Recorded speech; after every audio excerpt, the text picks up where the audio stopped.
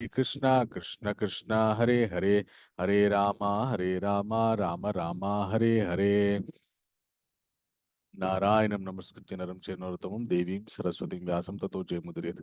जय जय श्री चैतन्य जय नित्यानंद जय अद्वैत चंद्र जय गौर भक्त वृंदा। ओम नमो भगवते वासुदेवाय। ओम नमो भगवते वासुदेवाय। ओम नमो भगवते वासुदेवाय। मूकं करोति वाचालं पङ्गुं लङ्घयते गिरिं यत्कृपातमहं वन्दे श्रीगुरुं दीनतारणं परमानन्दमाधवं श्रीचैतन्य ఈశ్వరం. హరే కృష్ణ. అందరికీ స్వాగతం అండి ఈరోజు సెషన్లోకి. చాలా చాలా సంతోషం. ఈరోజు సాయంకాలం ఈరోజు మనము ద్వితీయోధ్యాయం గురించి చర్చించుకోబోతున్నాము. సో ఈ ద్వితీయోధ్యాయం చర్చించుకోబోయే ముందు ఈ ద్వితీయ అధ్యాయం అనేటువంటి భగవద్గీతకు ఉన్నటువంటి మాహాత్మ్యాన్ని మనం అందరం కూడా తెలుసుకొని ఆ తర్వాత అధ్యాయంలోకి అడుగు పెడదాం. సో నా వాయిస్ అందరికీ క్లియర్గా వినిపిస్తుందా అండి? వినిపిస్తుంది గురుజీ. కవి వినిపిస్తుంది. Thank you. కన్ఫర్మ్ చేసినందుకు చాలా సంతోషం. హరే కృష్ణ. సో మనకి భగవద్గీతలోని ప్రతి ఒక్క అధ్యాయాన్ని గురించిన మాహాత్మ్యాన్ని పరమశివుడు పార్వతీదేవికి చెప్తున్నారనమాట. నిన్న మొదటి అధ్యాయం యొక్క మాహాత్మ్యాన్ని చెప్పారు. సో ఈ రోజు ద్వితీయ అధ్యాయం యొక్క మాహాత్మ్యాన్ని చెప్తున్నారనమాట. అయితే వైకుంఠంలో ఒక శ్రీ మహావిష్ణువు లక్ష్మీదేవితో ఇలా అంటున్నారనమాట. దేవి అంటే విష్ణుమూర్తి లక్ష్మీదేవికి చెప్తున్నటువంటి సంభాషణని మళ్ళీ శివుడు పార్వతీదేవికి బోధిస్తున్నాడు అనమాట. సో మహావిష్ణువు అంటారనమాట, దేవి దక్షిణ భారతదేశంలో పురందరపురం అనే ఒక గ్రామం ఉంది. అక్కడ దేవశర్మ అనే ఒక సద్బ్రాహ్మణుడు ఉండేవాడు. అతడు చాలా గొప్ప ధర్మతత్పరుడు. చక్కటి సత్కర్మలను ఆచరిస్తూ బ్రాహ్మణులని అలాగే ఇతర వర్ణముల వారందరినీ కూడా చక్కగా ఆధరిస్తూ ప్రతినిత్యం కూడా యజ్ఞయాగాది కర్మలవన్నీ చేస్తూ సజ్జీవితాన్ని గడుపుతూ ఉండేవాడు. కానీ ఎన్ని కర్మలు చేసినా ఎన్ని సత్కర్మలు చేసినా అతనికి ఏదో చిన్నపాటి జ్ఞాన లోటు ఉండేది. జ్ఞానానికి సంబంధించిన ఒక లోటు ఉండేది.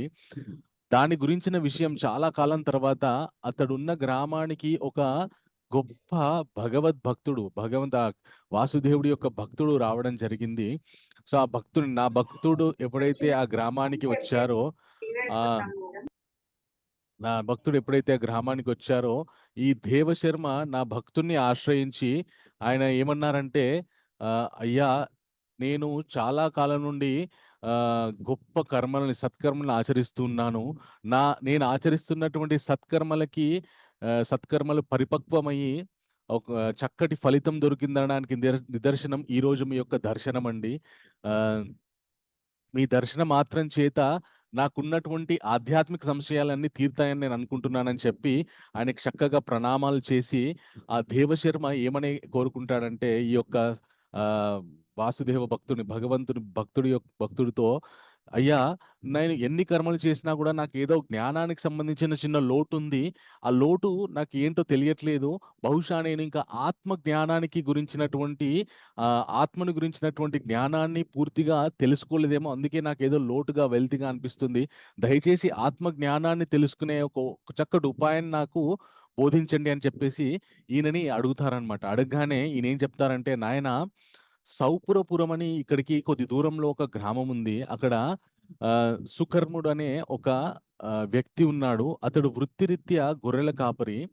నీవు అతని దగ్గరికి వెళ్ళి అతనిని ఆత్మ జ్ఞానాన్ని గురించిన విషయాన్ని నువ్వు ప్రశ్నించు, అడుగు అని చెప్పి చెప్తాడనమాట. అప్పుడు ఈ దేవశర్మ వెంటనే ఆ సౌపురపురానికి ప్రయాణమై ఈ సుకర్ముడు ఎక్కడున్నాడో ఆ ప్రదేశానికి వెళ్తాడనమాట. వెళ్ళగానే ఈ సుకర్ముడు తాను వృత్తి అయినటువంటి గొర్రెల్ని కాస్తూ ఉంటాడు. ఒక అడవి ప్రాంతంలో, నిర్మానుష్యమైన అడవి ప్రాంతంలో, చక్కటి ప్రదేశంలో, ఉన్నత ప్రదేశంలో కూర్చొని ఆ గొర్రెల్ని కాస్తూ ఉంటాడనమాట. అతను కూర్చున్నటువంటి ప్రదేశంలోనే ఆయన భగవన్ నామ జపము, భగవంతుని యొక్క స్మరణ చేస్తూ ఉంటాడనమాట. అతని స్వరూపము చక్కగా దివ్య తేజస్సుతో వెలిగిపోతూ ఉంటుంది. అతని దగ్గరికి ఈ దేవశర్మ వెళ్తాడు. వెళ్ళి, అయ్యా నన్ను ఫలానా స్వామివారు పంపించారు మీ దగ్గరికి ఆత్మ జ్ఞానాన్ని గురించిన బోధనలు తెలుసుకోవడానికి. దయచేసి నాకు ఆత్మ జ్ఞానాన్ని గురించిన బోధనలు నాకు ఇవ్వండి అని చెప్పి అడుగుతాడనమాట. అడగగానే అప్పుడు ఈ సుకర్ముడు ఏమంటాడంటే, అయ్యా నాకు ఈ ఆత్మజ్ఞానం ఎలా సంభవించిందో నేను మీకు చెప్తాను. ఆ విషయం చెప్పడం వల్ల మనిద్దరం కూడా ఆత్మజ్ఞానాన్ని తెలుసుకున్న వారం అవుతామని చెప్పి, ఆ సుకర్మ ఏం చెప్తాడంటే, అయ్యా దేవశర్మ గారు, నేను ఒకానొక రోజు నా గొర్రెలను తీసుకొని అడవి ప్రాంతానికి వచ్చాను. ఆ వచ్చినప్పుడు ఒక పెద్ద పులి నా గొర్రెల మంద మీదికి అది దుంకడం జరిగింది. గొర్రెల్ని ఎక్కడ తినేస్తుందో అని నేను భయపడుతున్న సమయంలో ఆ గొర్రెల మందలోనే ఒక గొర్రె ఆహ్ ఈ పెద్ద పులి వైపు నడుస్తూ వెళ్ళి నన్ను ఆహారంగా స్వీకరించు అని అడగడం జరిగింది. నేను ఆశ్చర్యపోయి చూస్తున్నా. ఏంటి ఒక గొర్రె మాట్లాడడం ఏంటి అని చెప్పేసి నాకు అర్థం కాలేదు. అప్పుడు ఆహ్, ఆ పెద్ద పులి కూడా ఈ గొర్రె అడిగినటువంటి విషయానికి జవాబిస్తూ, మిమ్మల్ని చూస్తుంటే నాకు తినాలని అనిపించట్లేదు. ఎందుకో నా లోపల సద్భావనలు కలుగుతున్నాయి. మిమ్మల్ని చూస్తుంటే అని ఏ గొర్రె అయితే తనని తినమని అడిగిందో, ఆ గొర్రెతో పెద్ద పులి అనడం జరిగింది. నేను ఆశ్చర్యపోయి ఆ 2 జంతువులు మాట్లాడడం ఏంటి అనే ఒక దిగ్భ్రమణంలో నేను వాటి దగ్గరికెళ్ళి ఆహ్, విషయాన్ని కనుక్కోవడానికి ప్రయత్నం చేశాను.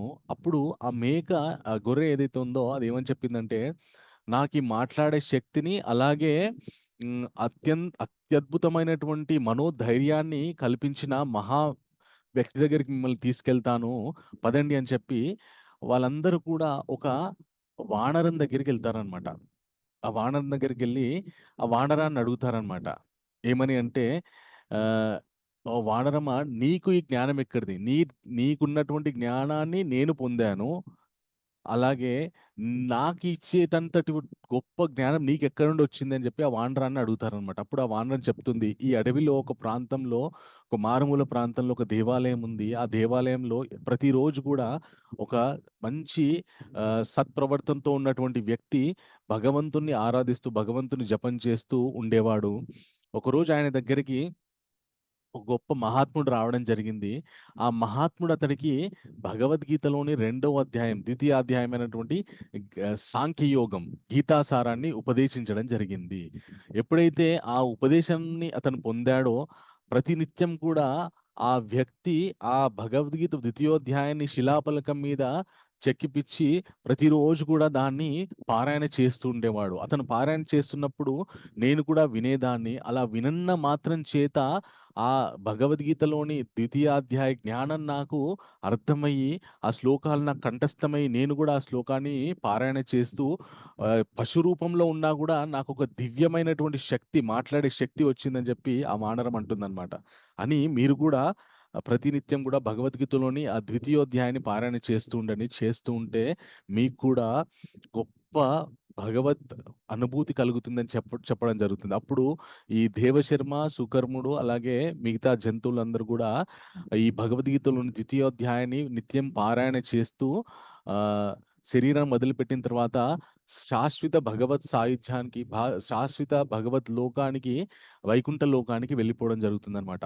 సో, అంత గొప్ప మాహాత్మ్యం ఈ భగవద్గీత ద్వితీయోధ్యాయం, రెండవ అధ్యాయం సెకండ్ చాప్టర్‌లో ఉంది. అంటే ఆ అధ్యాయం విన్నంత మాత్రం చేత, చదివినంత మాత్రం చేత పశు ప్రవృత్తి గూడా మానిపోయి సత్ప్రవృత్తి మన లోపల ఉద్భవిస్తుంది అని చెప్పడానికి ఉదాహరణగా ఈ యొక్క గొప్ప వృత్తాంతాన్ని మనకి పరమేశ్వరుడు పార్వతీదేవితో చెప్పారనమాట. సో, ఆ జ్ఞానం ఏముందో మనము హ్మ్, తెలుసుకోవడానికి ప్రయత్నం చేద్దాం. ఓకే. ఆహ్, ఓకే. హరే కృష్ణ. సో, నిన్నటి అధ్యాయం మనము ముగించుకునేసరికి మనము ఒక 4 విషయాలు నేర్చుకున్నాం. ఏం విషయాలు ఎవరైనా చెప్పగలరా?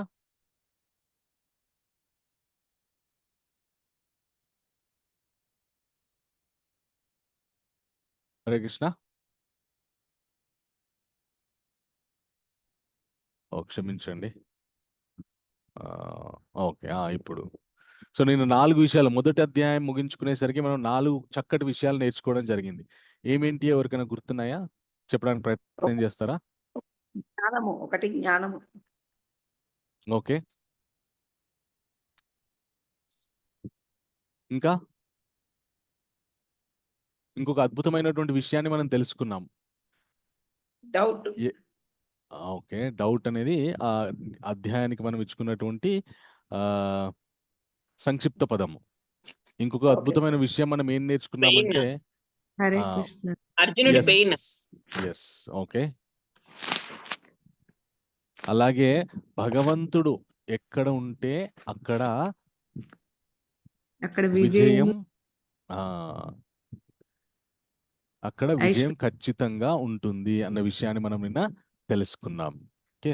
సో నిన్నటి అధ్యాయం పూర్తయ్యేసరికి అర్జునుడి యొక్క మానసిక స్థితి ఎలా ఉంది అంటే అతను తీవ్రమైన శోకానికి లోనైపోయాడు.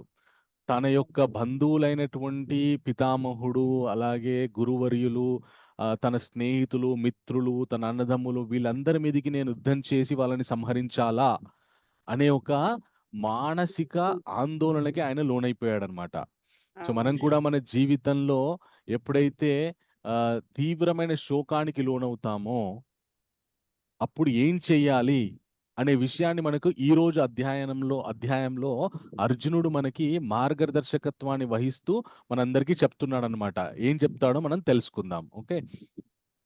సో మనకి ఆ, మన జీవితంలో కూడా ఏదో ఒక సమయంలో ఏదో ఒకసారి ఎప్పుడో ఒకసారి ఖచ్చితంగా మనము ఆ, శోకానికి లోనవుతుంటాం.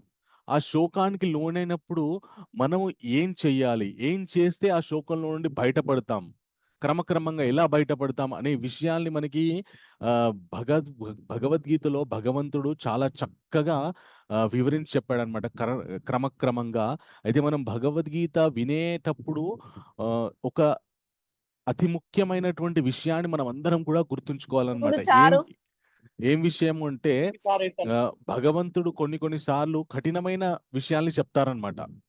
అంటే ఆ, చాలా టఫ్ చాలా టఫ్ విషయాలు చెప్తారనమాట. కష్టమైనటువంటి విషయాలు చెప్తారనమాట. కానీ అమ్మో ఇంత కష్టమైన విషయమా, ఇది నేను పాటించలేనేమో, ఇది నా వల్ల కాదేమో అని మనం భయపడకూడదు. ఎందుకు అంటే ఏ భగవంతుడు ఏ కఠినమైన విషయం చెప్పిన ఆ కఠినమైన విషయం చెప్పినటువంటి భగవంతుడే మళ్ళీ ఆ కఠినమైనటువంటి విషయాన్ని చాలా సులభంగా సాధించే ఉపాయాన్ని కూడా ఆయనే ఉపదేశిస్తారనమాట. సో భగవద్గీత కేవలం ఒక వర్గానికి చెందిన వాళ్ళకి మాత్రమే చెప్పబడలేదు. అన్ని వర్గాలకి, అన్ని వయసుల వారికి ఉపయోగపడే విధంగా ఈ భగవద్గీతలో ఉన్నటువంటి జ్ఞానాన్ని భగవంతుడు మనకు అందించారు. ఓకే. ఓకే. సో అందరికి స్క్రీన్ కనిపిస్తుందా అండి? కనిపిస్తుంది Prabhuji. Okay, very good. Yes Prabhuji. So నిన్నటి అధ్యాయంలో ఈ విషయాలు కరుణ, సుఖం లేదు, పాపము, కుటుంబ సాంప్రదాయాలు, అనిశ్చయము. సో ఈ విషయాలు అర్జునుడు వెళ్ళబుచ్చాడు. మన వాళ్ళే కదా, ఎందుకు చంపడం అనే కరుణ, వాళ్ళని చంపడం వల్ల మనకి సుఖం లేదు, మళ్ళీ సుఖం లేదు, అలాగే పాపం సంభవిస్తుంది, మళ్ళీ మనం కుటుంబ సాంప్రదాయాల్ని మంటగలిపిన వాళ్ళం అవుతాము అనే ఒక అనిశ్చయమైనటువంటి నిర్ణయంలోకి అర్జునుడు కూరుకుపోయాడనమాట. ఓకే. సో ఈ రోజు అర్జునుడికి నిన్న కలిగినటువంటి సంశయాలకి సంబంధించినటువంటి ప్రశ్నలు మనకి ఈ రోజు ఏ అధ్యాయంలో దొరకబోతున్నాయో వాటిని ఒక్కసారి మనము విహంగ వీక్షణం చేద్దాం. ఓకే. సో అర్జునుడికి దయ కలిగింది. ఓకే. నిన్న 1వ అధ్యాయం 28 శ్లోకం నుండి 30 శ్లోకాల్లో అర్జునుడు తన బంధువుల మీద దయని వెళ్ళబుచ్చాడు. సో ఆ దయకి సంబంధించినటువంటి జవాబు పూర్వకమైనటువంటి విషయాల్ని భగవంతుడు ఈ రోజు 2వ అధ్యాయం 11వ శ్లోకం 11 నుండి 30 శ్లోకాల్లో చెప్పబోతున్నారనమాట. ఓకే. సో తర్వాత విషయాలు నా ఓకే, నేనేం కోరుకుంటున్నానంటే దయచేసి ఎవరైతే ఫస్ట్ టైం ఈ భగవద్గీత క్లాసెస్ అటెండ్ అవుతున్నారో వాళ్ళు చదివితే బాగుంటుందని నేను కోరుకుంటున్నాను. దయచేసి వాళ్ళు మాత్రం హ్యాండ్ రేస్ చేయండి. పూర్వం భగవద్గీత క్లాసెస్ ఎవరెవరైతే అటెండ్ అయ్యారో వాళ్ళు దయచేసి ఎవరైతే కొత్తగా అటెండ్ అవుతున్నారో వాళ్ళకి అవకాశం ఇవ్వాల్సిందిగా నేను కోరుకుంటున్నాను, రిక్వెస్ట్ చేస్తున్నాను. ఓకే, తేజ కే. హరే కృష్ణ. తేజ.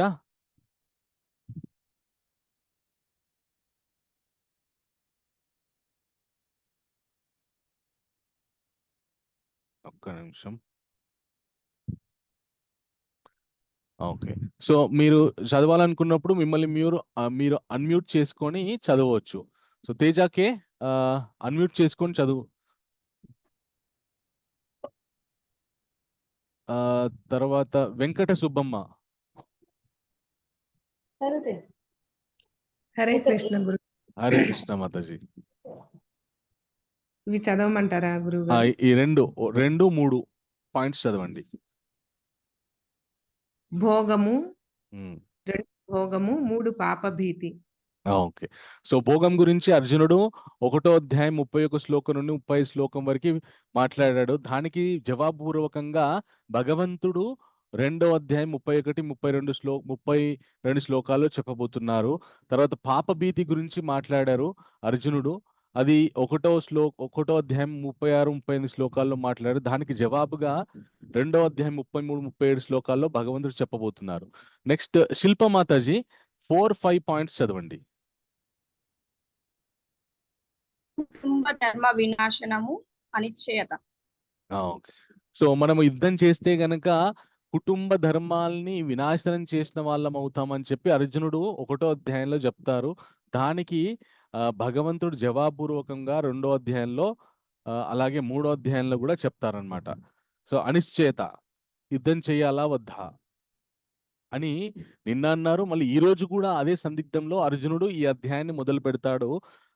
తర్వాత భగవంతుడు ఏం చెప్పారో మనం చూద్దాం. ఓకే. సో ఈ రోజు మనం ఈ అధ్యాయానికి ఇచ్చుకున్నటువంటి సంక్షిప్త నామం, అంటే ప్రతి అధ్యాయానికి కూడా ఒక చిన్న సంక్షిప్త నామం ఇవ్వడం జరిగింది. ఈ రోజు ఈ అధ్యాయానికి ఇచ్చినటువంటి నామము గీత. ఓకే. సో మొదటి 2 పాయింట్స్ GI మణికంఠ మద్దుల ప్రభు చదవండి. నమస్కారం ప్రభుజీ. నమస్కారం. ఓకే. తర్వాత మణికంఠ ప్రభు తర్వాత విషయం కూడా చదవండి.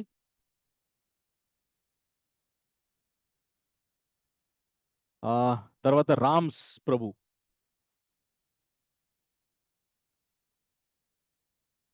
హరే కృష్ణ. హరే కృష్ణ ప్రభుజీ. ఐడెంటిటీ గుర్తింపు 2 ధర్మాలు. Okay, thank you Prabhuji. G Rohini Mataji చివరి పాయింట్ చదవండి. హరే కృష్ణ ప్రభుజీ. హరే కృష్ణ. ఆనందం. ఓకే. సో ఈ విషయాలు గీత అయితే ఈ అధ్యాయాన్ని ఆచార్యులు ఏమంటారంటే భగవద్గీతనే సమస్త పురాణ ఇతిహాస ఉపనిషత్ సారం. ఆ భగవద్గీతలో మళ్ళీ 2వ అధ్యాయము గీత మొత్తానికి సారవంతమైనటువంటి విషయాలు, గీతలో ఏ అంశాలు చర్చించబోతున్నారో భగవంతుడు ఆ విషయాలన్నీ కూడా ఈ 2వ అధ్యాయంలో కొద్దిగా చెప్పడం జరిగింది అనమాట. అందుకని ఈ 2వ అధ్యాయాన్ని గీతా సారం అని కూడా అంటారు, అలాగే సాంఖ్యయోగం అని కూడా అంటారనమాట. సో ఈ అధ్యాయంలో మొట్టమొదట అర్జునుడు ఏమంటాడంటే, ఈ అధ్యాయం సంజయుడి యొక్క మాటలతో మొదలవుతుంది. సో సంజయుడు ఏమంటాడంటే తం తథా కృపయావిష్టం అశ్రుపూర్ణాకులేక్షణం విషీదంతమిదం వాక్యం ఉవాచ మధుసూదన. అయితే ఈ భగవద్గీత యొక్క సంభాషణ యుద్ధరంగంలో జరుగుతున్నటువంటి కృష్ణార్జున సంవాదము ఎవరికి చెప్తున్నారో ఎవరైనా అన్మ్యూట్ చేసుకొని చెప్పండి. సంజయ్ చెప్తున్నాడు. ధృతరాష్ట్రుడికి చెప్తున్నాడు. Okay, very good. Okay. So సంజయుడు ధృతరాష్ట్రుడికి చెప్తున్నాడు. అలాగే ఈ మొత్తం జరిగినటువంటి ఈ సన్నివేశాన్ని మొత్తం కూడా గ్రంథస్థం చేయడం జరిగిందనమాట. ఎవరు గ్రంథస్థం చేశారంటే వ్యాస భగవానుడు విఘ్నేశ్వరుడి యొక్క సహాయంతో ఈ మొత్తం మహాభారతాన్ని గ్రంథస్థం చేయడం జరిగింది. ఓకే. సో విఘ్నేశ్వరుడికి ఎప్పుడైతే వ్యాస భగవానుడు ఎప్పుడైతే ఈ యొక్క మహాభారతాన్ని గ్రంథస్థం చేయాలని సంకల్పించుకున్నారో ఆ గ్రంథాన్ని రచించడానికి ఒక దక్షత కలిగిన చక్కటి జ్ఞానం కలిగినటువంటి వ్యక్తి అయితేనే దీన్ని చక్కగా రాయగలడని ఆయన సంకల్పించుకున్నారు. అప్పుడు విఘ్నేశ్వరుడు ముందుకు వస్తాడనమాట, నేను రాస్తాను అని చెప్పేసి. అప్పుడు వ్యాస భగవానుడు ఒక కండిషన్ పెడతారు, ఏమనంటే నేను చెప్తూ పోతూ ఉంటాను, నువ్వు నేను చెప్పిన విషయాన్ని అర్థం చేసుకొని మరి రాయాలి అని చెప్పి ఒక కండిషన్ పెడతారనమాట. అప్పుడు విఘ్నేశ్వరుడు ఏమంటాడంటే మీరు చెప్తున్నప్పుడు నేను రాస్తూ ఉంటాను, కానీ మీరు ఆపకూడదు, ఆపితే మాత్రం నేను రాయనని చెప్పేసి ఆయన ఒక కండిషన్ పెడతారనమాట. సో వీళ్ళిద్దరి మధ్యలో ఒక పరస్పరం మంచి ఆరోగ్యకరమైనటువంటి వాతావరణంతో కూడుకున్న ఈ మహాభారత గ్రంథస్థం జరిగిందనమాట. అయితే ఇప్పటివరకు మనము ఆ నిన్న మొదటి అధ్యాయంలో ధృతరాష్ట్రుడు మాట్లాడితే ధృతరాష్ట్రు వాచ అన్నాము అని ఉంది. సంజయుడు మాట్లాడితే సంజయ్ వాచ అని ఉంది. అర్జునుడు మాట్లాడితే అర్జున వాచ అని ఉంది. ఓకే, సో ఈ అధ్యాయంలో మొట్టమొదట సంజయుడు ఏమంటున్నాడంటే సంజయ్ వాచ తం తథా కృపయావిష్టం అశ్రుపూర్ణాకులేక్షణం విషీదంతమిదం వాక్యం వాచ మధుసూదన. సో కన్నీళ్లతో నిండిపోయినటువంటి కళ్ళతో ఉన్న అర్జునుణ్ణి చూసి ఆ మధుసూదనుడు, మధు అనే రాక్షసుని సంహరించినటువంటి ఆ మధుసూదనుడు అర్జున్ చూసి ఇలా అంటున్నాడు. ఏమని అంటున్నా అంటే తం తథా కృపా విష్టం అశ్రుపూర్ణాకులేక్షణం విషీదంతమిదం వాక్యం శ్రీ భగవానోచ. సో భగవంతుడు ఏమంటున్నాడో మనం ఇప్పుడు తెలుసుకోబోతున్నాం అన్నమాట. ఒక్క నిమిషం.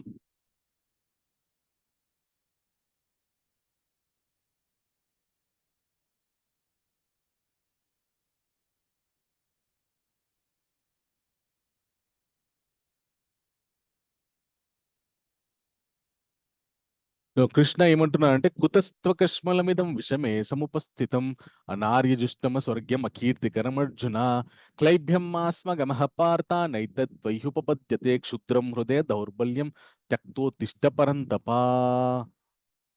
అర్జున, అసలు ఎక్కడి నుంచి వచ్చిందయ్యా నీకు ఇటువంటి దుఃఖభూయిష్టమైనటువంటి ఆలోచనలు? అసలు క్షత్రియులకు ఉండవలసినటువంటి ఆలోచనలేనా ఇవి? నువ్వు ఎలా మాట్లాడుతున్నావంటే నీ ఒక పిరికివాడిలాగా, ఒక నపుంసకుడిలాగా మాట్లాడుతున్నావు, ఏం చాతగాని వాళ్ళలాగా మాట్లాడుతున్నావు. నీకెక్కడి నుండి ఈ దౌర్బల్యం దాపరించింది అని చెప్పి కృష్ణుడు మందలిస్తున్నాడు అనమాట. అయితే అప్పుడు అర్జునుడు ఏమనంటాడంటే గొప్ప విషయాన్ని చెప్తాడనమాట. అర్జునుడు ఏమని చెప్తాడంటే, స్వామి కృష్ణ, సో కృష్ణుడితో అర్జునుడు ఏమంటాడంటే కథం భీష్మం అహం సాంఖ్యే ద్రోణం చ మధుసూదన ఇషుభి ప్రతియోత్సామి పూజార్హా వారిసూదన. కృష్ణ, నన్ను ఈ యుద్ధాన్ని చేయడానికి మీరు ఇక్కడికి తీసుకొచ్చారు. సో కథం భీష్మం, భీష్మ పితామహ ద్రోణుడు మీదికి యుద్ధాన్ని చేయడానికి నన్ను తీసుకొచ్చారు కదా. వాళ్ళు పూజించవలసినటువంటి గొప్ప వ్యక్తులు. వాళ్ళ మీదికి నేను ఎలా యుద్ధాన్ని చెయ్యాలి? నన్ను ఎలా మీరు యుద్ధం చేయమని అడుగుతున్నారు? సో అసలు వాళ్ళ మీదికి కనీసము గట్టిగా అఘోరంగా కూడా వాళ్ళ మీదికి మాట్లాడకూడదు. అలాంటి వాళ్ళతోని మీరు యుద్ధం ఎలా చేయమంటున్నారు? గురూణ హత్వా హి మహానుభావాన్ శ్రేయో భోక్తుం భైక్షమపి లోకే హత్వార్థ కామాంస్తు గురుని హైవ పుంజీయ భోగాన్ రుధిర ప్రదిగ్ధాన్. గురూణ హత్వాన్ మహానుభావాన్ శ్రేయో భోక్తుం భైక్షమపి లోకా. సో నా గురు సమానుడు అలాగే మహానుభావుడైనటువంటి ఆ పితామహుడ మీదికి యుద్ధం చేయడం కంటే కూడా నాకు ఏది ఉత్తమం అనిపిస్తుంది అంటే, కృష్ణ, ఈ యుద్ధాన్ని వదిలిపెట్టేసేసి ఇక్కడ నుండి వెళ్ళిపోయి నేను భిక్షం ఎత్తుకొని నేను మధుకరి వృత్తి చేస్తూ బతకడం ఉత్తమం అనిపిస్తుంది. అంటే ఇంకా వైరాగ్యాన్ని పొంది నేను భిక్ష వృత్తితో బ్రతకడం మేలు అనిపిస్తుంది. హత్వార్థ కామాన్ గురుని హైవ పుంజీయ భోగాన్ రుధిర ప్రదిగ్ధాన్.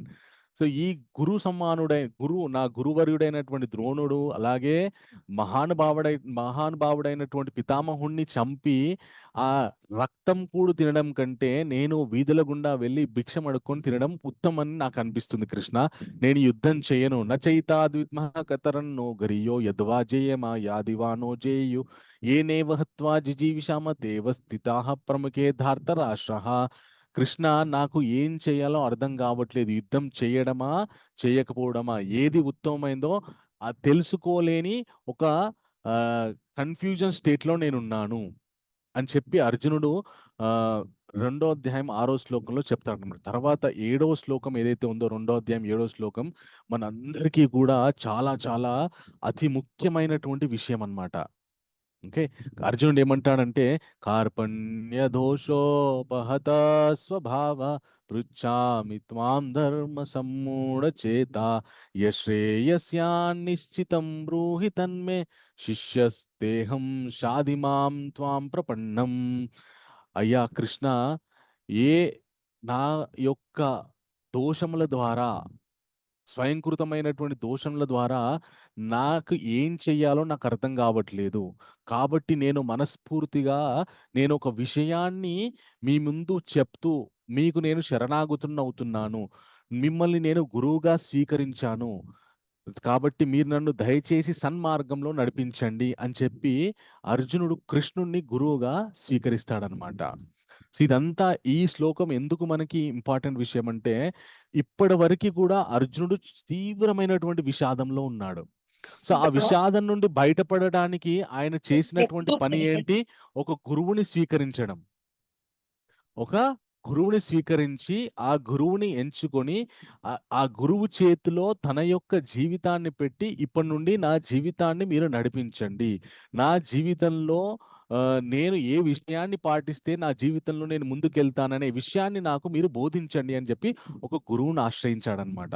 సో ఇది మనందరికీ కూడా ఒక చక్కని పాఠం అనమాట. మనం ఎప్పుడైతే మన జీవితంలో క్లిష్టమైన పరిస్థితులు ఎదుర్కొంటూ ఉంటామో, ఏం చేయాలో తెలియని ఆగమ్య గోచరమైనటువంటి పరిస్థితుల్లో మనం ఎప్పుడైతే పడిపోయి ఉంటామో, అప్పుడు మనము ఒక అద్భుతమైనటువంటి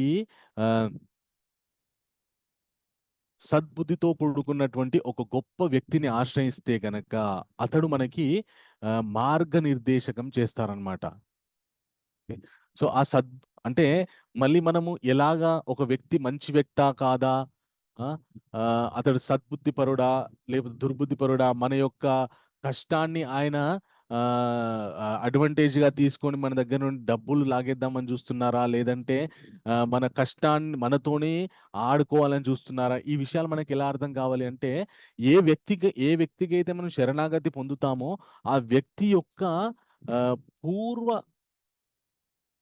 విషయాలు మనం కొద్దిగా పరిశీలన తీసుకోవాలి. ఇక్కడ అర్జునుడికి కృష్ణుడు ఎలాంటి వ్యక్తి, ఎలాంటి స్వార్థం లేనటువంటి గొప్ప వ్యక్తి అనే అర్జునుడికి తెలుసు. అందుగురించని అర్జునుడు కృష్ణుడికి తొందరగా తన శరణాగతి పొందాడు. అలాగే మనము స్వార్థం లేనటువంటి వ్యక్తిని ఆశ్రయించి, నేను ఇలాంటి క్లిష్ట పరిస్థితుల్లో ఉన్నాను, ఈ పరిస్థితి నుండి నేను బయటపడాలంటే ఏం చెయ్యాలి అని గనక మనము మన సందేహాన్ని విన్నబుచ్చుకుంటే మనకి సరైనటువంటి మార్గనిర్దేశకం దొరుకుతుంది. ఇది ఈరోజు మనము భగవద్గీతలో 2వ అధ్యాయంలో నేర్చుకోవాల్సినటువంటి మొట్టమొదటి విషయము. జీవితంలో మనకి మార్గనిర్దేశకం చేయడానికి ఒక సద్గురువు ఖచ్చితంగా అవసరం ఉంది. ఆ సద్గురుని ఎంచుకోవడంలో ఎలా ఎంచుకోవాలో మనం మున్ముందు ఒక గురువుని ఏ గుణగణాలుంటే ఒక వ్యక్తిని గురువు అని మనం స్వీకరించొచ్చో ఆ విషయాలు మనం మున్ముందు తెలుసుకుందాం. ఓకే, సో తర్వాతి అంశాలని సో శరణాగతి అంటే ఏమిటి, శరణాగతి ఎప్పుడు పొందవచ్చు, ఈ విషయాల్ని రత్నకుమారి మాతాజీ మీరు చదవండి. మాతాజీ.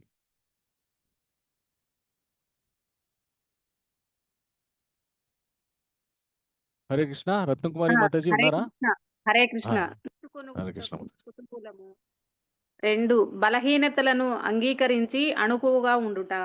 ఓకే. 3 జీవితంలో సవాలు ఎదురైనప్పుడు మార్గదర్శకం చేయడానికి ఒక ప్రామాణిక గురువు కోరుకోవడం.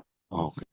సో మనం ఎప్పుడు శరణాగతి పొందాలి అంటే, ఇంకా నాకు ఏం చేయాలో తెలియట్లేదు, కానీ చేయడానికి నేను రెడీగా ఉన్నాను, కానీ ఏం చేయాలో తెలియట్లేదు. సో నేర్చుకోవడానికి నేను కుతూహలంగా ఉన్నాను. అప్పుడు అలాగే నా లోపల ఉన్నటువంటి లోపాలు నేను గుర్తించినప్పుడు, నా బలహీనతలు నేను గుర్తించినప్పుడు శరణాగతి పొందాలి. అలాగే జీవితంలో సవాలు ఎదురైనప్పుడు మార్గదర్శకం చేయడానికి ఓ ప్రామాణిక గురువును కోరుకోవడం. సో నిన్న నేను అధ్యాయం ముగించేటప్పటికి నేను ఒక చక్కటి విషయాన్ని చెప్పడం జరిగింది. ఏంటి అంటే, గీతలోని ప్రతి ఒక్క శ్లోకం మనలో ఉన్నటువంటి అజ్ఞానాన్ని పోగొట్టి వివేకాన్ని నింపి మన బుద్ధి ప్రచోదనం చేసి భగవంతుడున్నాడనే ధైర్యంతో మమేకం చేస్తుంది. సో ఈ ఒక్క విషయం చాలండి మనకి జీవితంలో. మనం ఏదైనా సందిగ్ధ పరిస్థితిలో ఉన్నప్పుడు చక్కటి వ్యక్తి యొక్క సాంగత్యం మనకు దొరికిందనుకోండి, ఇంకా మనకి సమస్య నుండి బయటపడ్డంటే. ఓకే, సో శరణాగతికి అవసరమైన నిబంధనలు ఇవి ఎవరు చదువుతారు? ఏదులకంటి హిమబిందు శ్రీనివాస్. ఓం నమో నారాయణ సార్. హరే కృష్ణ నారాయణ. ఒకరి విఫలాన్ని మరియు బలహీనతలను అంగీకరించుటకు చాలా ధైర్యము మరియు నమ్రత అవసరము. వాటిని అంగీకరించినదే మనము జీవితంలో సఫలము అవ్వలేము. సఫలానికి తండ్రులు ఎక్కువ కానీ విఫలం అనాది. ఓకే థ్యాంక్ యూ అండి. ఓకే. సో ఇప్పుడు నేను ఉన్నాను అనుకోండి, నా లోపల ఉన్నటువంటి లోపాలని నేను గుర్తించడం అనేటువంటి ఒక గొప్ప బుద్ధి ఏదైతే ఉందో అది చాలా చాలా ధైర్యంతో కూడుకున్నటువంటి విషయము. అలాగే చాలా నా లోపల ఉన్నటువంటి నమ్రత, అంటే నేను ఇతరుల శరణాగతి కోరుతాను, ఇతరుల్ని గౌరవిస్తాను అనే ఒక గొప్ప బుద్ధి ఉంటేనే, సద్బుద్ధి ఉంటేనే నేను నా లోపల ఉన్నటువంటి లోపాలని గుర్తించుకోగలను. అలా కాకుండా నేను అహంకారపూరితమైపోయి ఉన్నాననుకోండి, నా లోపల లోపాలున్నా కూడా ఆ లోపాలని కప్పిపుచ్చుకొని నా లోపల ఏ లోపాలు లేవు, నాకే అన్నీ తెలుసు అనే ఒక అహంకారపూరితమైనటువంటి బుద్ధి ఏర్పడి మనం జీవితంలో ఇంకా వైఫల్యాలని అనుభవించాల్సినటువంటి దుస్థితి ఏర్పడుతుంది. ఓకే. సో ఆ మన లోపల ఉన్నటువంటి బలహీనతల్ని మనం గుర్తించకుండా వాటిని అంగీకరించనిదే మనం జీవితంలో సఫలం అవ్వలేము. ఎందుకంటే మనం ఒక విషయాన్ని సాధించాలంటే ఫస్ట్ ఆఫ్ ఆల్ మనం ఆ విషయాన్ని సాధించడానికి కావలసినటువంటి శక్తి, జ్ఞానము, బుద్ధి, అలాగే మన ఇంద్రియ నిగ్రహము ఇవన్నీ మనకు ఉన్నాయా లేదా అవి మనం తెలుసుకోగలిగితేనే మనం ఆ విషయాన్ని సాధించగలం. ఉదాహరణకి ఒక ఉద్యోగస్తుడు ఉన్నాడు అనుకోండి, ఓ ఉద్యోగానికి అప్లై చేశాడు. ఒక వ్యక్తి ఉద్యోగం గురించి ప్రయత్నం చేస్తున్నాడు, ఒక ఉద్యోగానికి అప్లై చేశాడు. ఆ ఉద్యోగం సాధించాలంటే ఆ ఉద్యోగానికి సంబంధించినటువంటి ఆ సబ్జెక్ట్ నాలెడ్జు, అలాగే ఆ ఇంటర్వ్యూలో పాస్ అయ్యేటటువంటి చక్కటి జవాబులు ఇచ్చే ఆ యొక్క జ్ఞానం ఏదైతే ఉందో అవి ఉన్నాయా లేదా పరిశీలించుకొని అప్లై చేస్తే మనం దాంట్లో విజయం సాధించవచ్చు. అవి పరిశీలించకుండా మనము పర్వాలేదు నాకు అన్ని తెలుసు అని చెప్పేసేసి మనం అప్లై చేశామనుకోండి, మనము అక్కడ ఫెయిల్ అయిపోతాం అనమాట. సో ఎప్పుడైతే మన లోపల ఉన్నటువంటి బలహీనతలు మనం గుర్తిస్తామో అప్పుడు అది మన జీవితంలో విజయాన్ని ఆస్వాదించే దానికి మనం వేసుకున్నటువంటి మొట్టమొదటి మెట్టు. ఓకే. సఫలానికి తండ్రులు ఎక్కువ కానీ విఫలానికి అనాది. ఎప్పుడైతే మనము ఒక విషయంలో సక్సెస్ఫుల్ అవుతామో చాలా మంది వచ్చి మనని నేను చెప్తేనే అతను ఇలా చేశాడు, అందువల్ల ఆయనకి సక్సెస్ అయ్యాడు ఈరోజు, నా మాటలినే ఆయన ఇలా అని చాలా మంది అంటుంటారనమాట. ఎప్పుడైతే మనం ఫెయిల్ అయ్యామనుకోండి, ఒక్కరు కూడా మన దగ్గరికి రారు. నేను చెప్పడం వల్ల ఆయన ఫెయిల్ అయ్యాడండి, అయ్యో పాప నేను అతనికి ఈ విషయం చెప్పాల్సింది కాదు అని ఒక్కరు కూడా అనరనమాట. సో మనం సక్సెస్ అయితేనే మనకి బంధువులు ఎక్కువ, ఫెయిల్యూర్ అయితే ఉన్న బంధువులు కూడా వెళ్ళిపోతారు. సో మన జీవితంలో విజయాన్ని సాధించాలి. విజయాన్ని సాధించాలంటే మొట్టమొదట మన లోపల ఉన్న బలహీనతలని మనం గుర్తించి బాధపడకూడదు. ఆ బలహీనతల నుండి మళ్ళీ బలం పుంజుకోవటానికి ఏం చేయాలో కార్యాచరణ చేసుకోవాలి మనం. ఆ కార్యాచరణ ఎలా చేసుకోవాలి? ఒక ఉత్తమమైన వ్యక్తిని ఆశ్రయించి ఆ వ్యక్తి యొక్క మార్గదర్శకంలో గనక మనం వెళ్తే మన బలహీనతలని అధిగమించి మనము బలాన్ని పుంజుకొని విజయం వైపు ప్రయాణిస్తాం అన్నమాట. ఓకే. సో ఇప్పుడు ఈ అధ్యాయంలో అతి ముఖ్యమైనటువంటి విషయము, ఈ విషయం గనక మనకి చక్కగా అర్థమైందనుకోండి, మన జీవితంలో 90 కంటే ఇంకెక్కువ శాతం సమస్యల్లో మనం పడము. ఒకవేళ పడ్డా కూడా అతి సులభంగా వాటి నుండి బయటపడతాం. అది అర్థం కావాలంటే కొద్దిగా చాలా శ్రద్ధతో వినాలి. శ్రద్ధావాల్ లభతే జ్ఞానం అన్నారు భగవంతుడు. శ్రద్ధ ఉంటేనే జ్ఞానం లభిస్తుంది. ఈ విషయం భగవంతుడు చెప్పి, ఏ విషయం గురించి అయితే ఇప్పుడు భగవంతుడు చెప్పబోతున్నారో మళ్ళీ ఆయనే చెప్తారనమాట. నేను ఏ విషయం అయితే చెప్పానో, ఆశ్చర్యవత్ పశ్యతి కశ్చిదేనం ఆశ్చర్యవత్ వదతి తథైవ చన్య ఆశ్చర్యవక్చేనం అన్యశ్నోతి శ్రుత్వాప్యేన వేదాన చైవశ్యత్ అని చెప్తారనమాట. ఏమని చెప్తారంటే, అర్జున, నేను ఇప్పుడు ఏదైతే ఏ విషయం అయితే చెప్పానో ఆ విషయం చాలా మంది విన్నా కూడా అర్థం కాదు, అర్థమైనా కూడా ఆ విషయం గురించి సరైనటువంటి అవగాహన రాదు. ఎంత విన్నా కూడా అర్థం కాదు. కానీ ఒకవేళ అర్థమైతే గనక చాలా ఉన్నత స్థితికి వెళ్తారని చెప్పేసి భగవంతుడు చెప్తారన్నమాట. ఆ విషయం ఏంటో తెలుసుకుందాం. ఆ విషయం ఏంటంటే ఐడెంటిటీ, గుర్తింపు. మనము, నువ్వా, నేను, నువ్వు ఎవరు, మీరు, నేను ఎవరుము. సో ఇప్పుడు మనము గురువుని ఎంచుకున్నాము. ఓకే, మన జీవితంలో గురువుని ఎంచుకున్నాము. గురువుని ఎంచుకున్న తర్వాత గురువుని మనకి ఏ విధమైనటువంటి మార్గదర్శకం చేయబోతున్నారో ఆ విషయాలు మనం ఇప్పుడు తెలుసుకోబోతున్నాం. ఒక సద్గురువు అయితే గనక మన యొక్క నిజస్థితి ఏంటో ఆయన మనకి ఉపదేశిస్తారు. సో మన యొక్క నిజస్థితి ఏంటో మనము ఇక్కడ తెలుసుకుందాము. ఓకే, సో ఈ విషయాల్ని ఎవరు చదువుతారంటే సుహాసిని ఎన్ఎల్జీ మాతాజీ. హరే కృష్ణ ప్రభుజీ, హరే దండత్ కృష్ణ మాత, దండత్ ప్రణామ్. ఈ రోజే ఫస్ట్ జాయిన్ అయిన ప్రభుజీ నేను. థ్యాంక్ యూ వెరీ మచ్ మాతాజీ. గుర్తింపుపై సందిగ్ధత, కోల్పోయిన తప్పుడు గుర్తింపు, అవాస్తవంగా అర్థం చేసుకోవడం. సో మనం ఎవరమో తెలుసుకోలేనటువంటి సందిగ్ధత అంటే నేనా, ఇంకొక వేరే వ్యక్తినా, అసలు నేను ఈ శరీరాన్నేనా, ఇంకొకటా, ఏంటి. ఓకే, సో నా యొక్క అసలైనటువంటి గుర్తింపు నేను కోల్పోయాను. సో నేను ఏదైతే నిజంగా నా యొక్క అస్తిత్వం ఏదైతుందో ఆ అస్తిత్వాన్ని కాకుండా తాత్కాలికమైనటువంటి విషయాన్ని అర్థం చేసుకోవడము.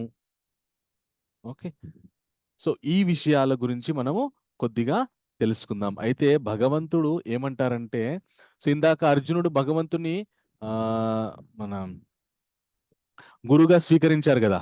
స్వీకరించిన తర్వాత కృష్ణుడు అర్జునుడికి ఒక విషయం చెప్తారన్నమాట. ఏమంటారంటే ఇంకా అర్జునుడి పరిస్థితి సంజయుడు ధృతరాష్ట్రకి ఏం చెప్తారంటే, అర్జునుడు నేను యుద్ధం చేయలేనని చెప్పి కూర్చున్నాడు. ఇంకా ఈ కృష్ణుడు ఇప్పటి నుండి అర్జునుడికి హితబోధ చేయబోతున్నాడు. ఇప్పటి నుండి కృష్ణుడు మాట్లాడుతున్నాడు అని చెప్పేసి సంజయుడు ఏమంటాడంటే శ్రీ భగవాన్ వాచ అని మొదలు పెడతాడు అనమాట. అయితే ఈ విషయాన్ని గురించి మనం కొద్దిగా చర్చించుకోవాలి. ఇప్పటి వరకు ధృతరాష్ట్రుడు మాట్లాడితే ధృతరాష్ట్ర వాచ అన్నారు, సంజయుడు మాట్లాడితే సంజయ్ వాచ అన్నారు, అర్జునుడు మాట్లాడితే అర్జున వాచ అన్నారు. మళ్ళీ కృష్ణుడు మాట్లాడితే కృష్ణ వాచ అనకుండా శ్రీ భగవాను వాచ అని ఎందుకు అంటున్నారు, ఎందుకు సంబోధిస్తున్నారు? ఎందుకు అంటే ఓకే, వెరీ గుడ్. అయితే మనకి శాస్త్రాలు ఏం చెప్పాయనంటే ఏతే చాంచ కలహపుంసాం కృష్ణస్తు భగవాన్ స్వయం ఇంద్రారి వ్యాకులం లోకం మృడయంతి యుగే యుగే. శ్రీమద్ భాగవతంలో మొదటి స్కందంలో 28వ శ్లోకం, మొదటి స్కందంలో 3వ అధ్యాయంలో 28వ శ్లోకంలో చెప్తారనమాట. భగవంతుడు ఎన్నో స్వరూపాలని పొంది సృష్టి స్థితి లయలని ఆయన నిర్వహిస్తున్నారు.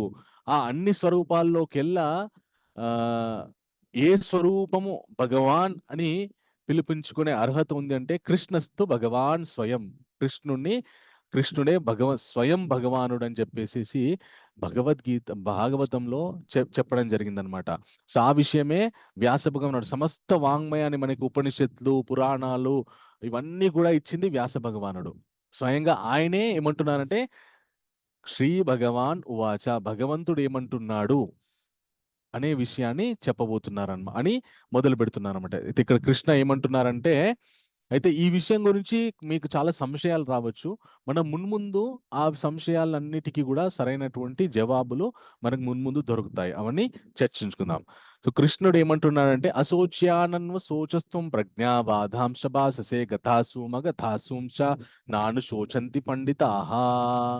ఏ విషయం గురించి అయితే ఆలోచించకూడదో ఆ విషయం గురించి నువ్వు ఆలోచిస్తూ చాలా గొప్పగా పండితులు మాట్లాడినట్టు మాట్లాడుతూనే నువ్వు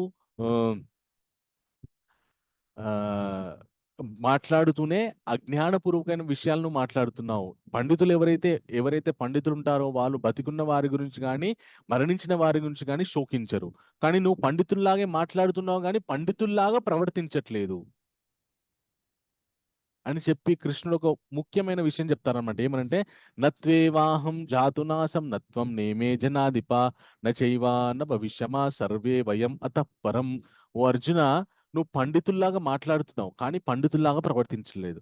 పండితుడు ఎలా మాట్లాడతాడంటే చక్కగా అందరి హితము కోరుతూ మాట్లాడతాడు. ఇక్కడ అర్జునుడు కూడా వాళ్ళ శత్రు పక్షంలో ఉన్నటువంటి దుర్యోధనాదుల హితం గురించే వాళ్ళని ఎందుకు చంపడము, వదిలిపెట్టాలి, చంపకూడదు, హింస అవసరం లేదు అని హితకరమైనటువంటి మాటలే మాట్లాడాడు. కానీ పండితుల్లాగా ప్రవర్తించట్లేదు. ఇప్పుడు శత్రుపక్షంలో ఎవరున్నారు? ద్రోణాచార్యుడు ఉన్నాడు. ఓకే, సో ద్రోణాచార్యుడికి మరి హింస చేయకూడదని తెలియదా? అతను పండితుడే కదా. అతడు కూడా అర్జునుడు పాండవుల మీదకి యుద్ధం ప్రకటించవద్దు అని ఎంతో సంధి కుదుర్చడానికి ప్రయత్నం చేశాడు. అతను కూడా హితకరమైనటువంటి విషయాలు మాట్లాడారు. కానీ మళ్ళీ పాండవుల మీదకి ఎందుకు యుద్ధానికి వచ్చారు? సో పండితులు ఏం చేస్తారంటే తమ కర్తవ్యాన్ని నిర్వర్తించడానికి వాళ్ళు ప్రయత్నం చేస్తారు. సో అర్జునుడు పండితుల్లా మాట్లాడుతున్నాడు, కానీ తన కర్తవ్యాన్ని వదిలిపెట్టి మాట్లాడుతున్నాడు. అందు గురించని కృష్ణుడు నువ్వు పండితుల్లా మాట్లాడుతున్నావు కానీ అజ్ఞానిలా ప్రవర్తిస్తున్నావు నాయన అని చెప్పి చెప్తాడనమాట. చెప్పి ఏం చెప్తారంటే నువ్వు ఎవరైతే నేను చంపుతాను అని అనుకుంటున్నావో నత్వే వాహం జాతునాశం నత్వం నేమే జనాధిపన్న చైవాన భవిష్యమా సర్వే వైమతపరః. ఓకే, ఎవరి గురించి అయితే నువ్వు అంటున్నావో నువ్వు నేను ఈ రాజులందరూ కూడా ఇప్పుడు ఎవరెవరైతే ఇక్కడ ఉన్నామో వాళ్ళందరూ ఒకప్పుడు లేరు, ఇప్పుడున్నారు, తర్వాత ఉండరు, భవిష్యత్తులో వాళ్ళు ఉండరు అని నువ్వు అనుకోకు. నువ్వు నేను వీళ్ళు ఇక్కడ ఉన్న వాళ్ళందరం కూడా ఇంతకు ముందు ఉన్నాము, ఇప్పుడు ఉన్నాము, ఇక ముందు కూడా ఉండబోతున్నాము అని ఒక గొప్ప విషయాన్ని కృష్ణుడు చెప్తాడన్నమాట. చెప్పి ఆయన ఏం చెప్తారంటే దేహినోస్మిన్ యథా దేహే కౌమారం యవ్వనం జరా తథా దేహాంతర ప్రాప్తిర్ ధీరస్తత్ర న ముహ్యతి. ఓకే, సో ఈ అర్థాన్ని ఎవరు చదువుతారంటే వెంకట వీరేంద్ర ప్రభు. హరే కృష్ణ ప్రభుజీ. హరే కృష్ణ ప్రభు. దేవదారి ఈ దేహంలో బాల్యం నుండి యవ్వనానికి, దాని నుండి ముసలితనానికి క్రమంగా వెళ్తున్నట్లుగానే మరణము తరువాత వేరొక దేహంలోనికి వెళ్తాడు. ఇటువంటి మార్పుచే ధీరుడు మోహము చెందడు. ఓకే, సో దేహదారి అంటే ఎవరు? ఈ దేహంలో ఎవరైతే ఇప్పుడు నేను ఈ వస్త్రం ఉంది, ఈ వస్త్రాన్ని నేను ధరించాను, ఈ వస్త్రధారి అంటారు. చక్రధారి అంటారు కృష్ణుణ్ణి. చక్రాన్ని ధరించిన వాడు కాబట్టి చక్రధారి అంటారు కృష్ణుణ్ణి. మరి దేహదారి ఎవరు? ఈ దేహాన్ని ఎవరైతే ధరించారో ఆయన దేహదారి. మరి ఈ దేహాన్ని ఎవరు ధరించారు? నేను ఎవరైతే ఉన్నానో నేను ఈ దేహాన్ని ధరించాను. అంటే నేను అంటే ఎవరు? ఆత్మ. ఓకే, సో నేను అనేది ఎవరు అంటే ఆత్మ.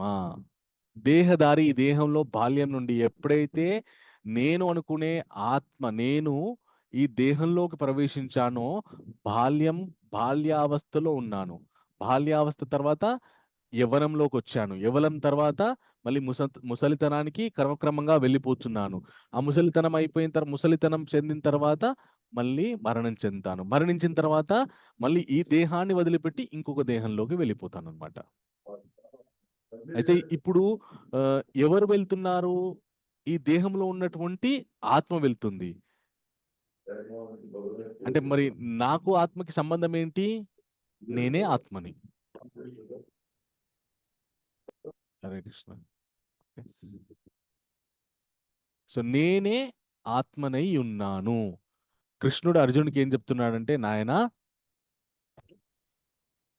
ఇక్కడ ఉన్న వాళ్ళందరం కూడా శాశ్వతంగా ఉంటాము, కానీ ఈ శరీరంలోనే ఉండము. ఇక్కడ ఉన్న వాళ్ళంతా ఈ శరీరంలోనే ఉండరు. ఈ శరీరం పడిపోయిన తర్వాత మళ్ళీ ఇంకో శరీరాన్ని పొందుతారు.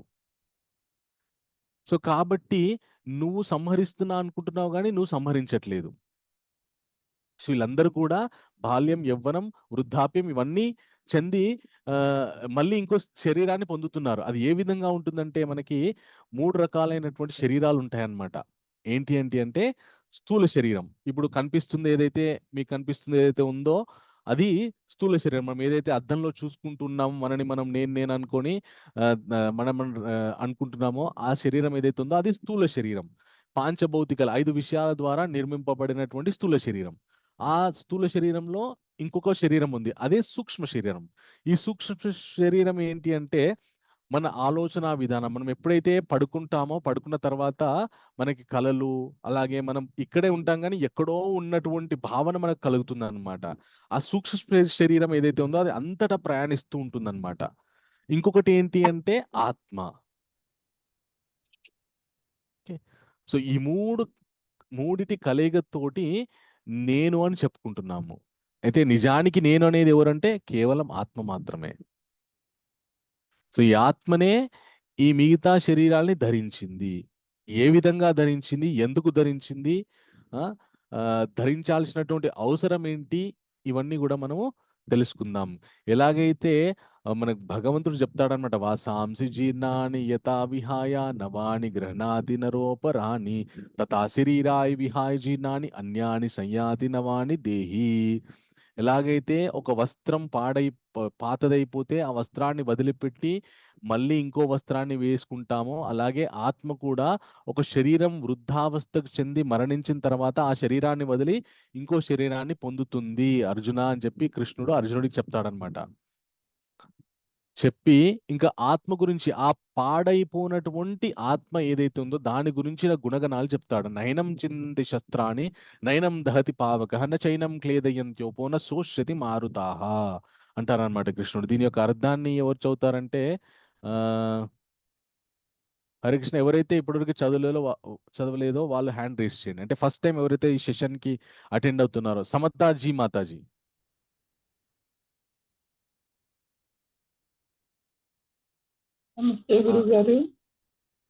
హరే కృష్ణ ప్రభు.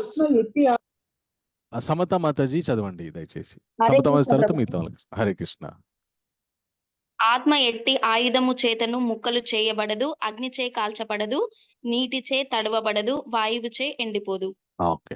సో కృష్ణుడు ఏం చెప్తున్నాడు, ఆత్మ ఏదైతే ఉందో, దేహదారి ఏదైతే ఉందో ఆత్మ, అది ఎలాంటి ఆయుధం చేత ముక్కలు చేయబడదు, అగ్ని చేత కాల్చబడదు, నీటి చేత తడవబడదు, వాయువు చేత ఎండిపోదు అని చెప్తున్నాడు.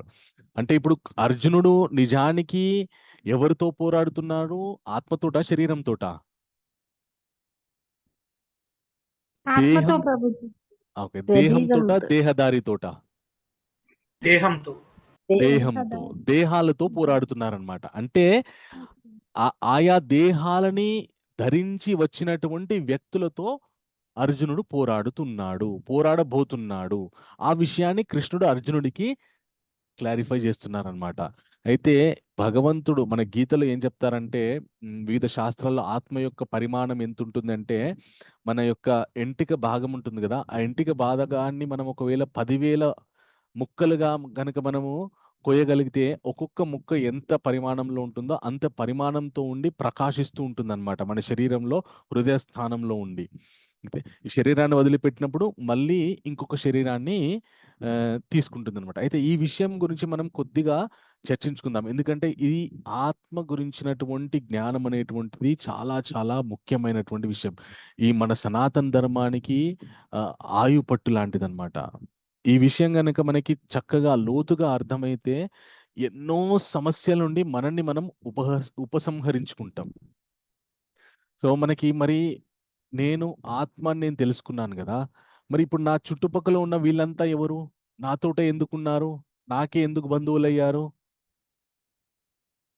మనకి శాస్త్రంలో ఏం చెప్తారంటే, రుణానుబంధ రూపేణ పశుపత్ని సుధాలయ రుణక్షయే క్షయంయంతి తత్రకా పరిదేవన అంటారనమాట. సో మనం పూర్వము క్రితం జన్మలలో ఎవరెవరికైతే రుణపడి ఉన్నామో, ఆ రుణము తీర్చుకోలేకపోయామో, వాళ్ళు మళ్ళీ వాళ్ళున్న చోట మనం పుట్టడం జరిగింది, మనమున్న చోటకి వాళ్ళు రావడం జరిగింది. ఎవరికైతే మనం రుణపడి ఉన్నామో వాళ్ళు మనమున్న చోటికి రావడం జరిగింది, లేదా వాళ్ళున్న చోటికి మనం వెళ్ళడం జరిగింది.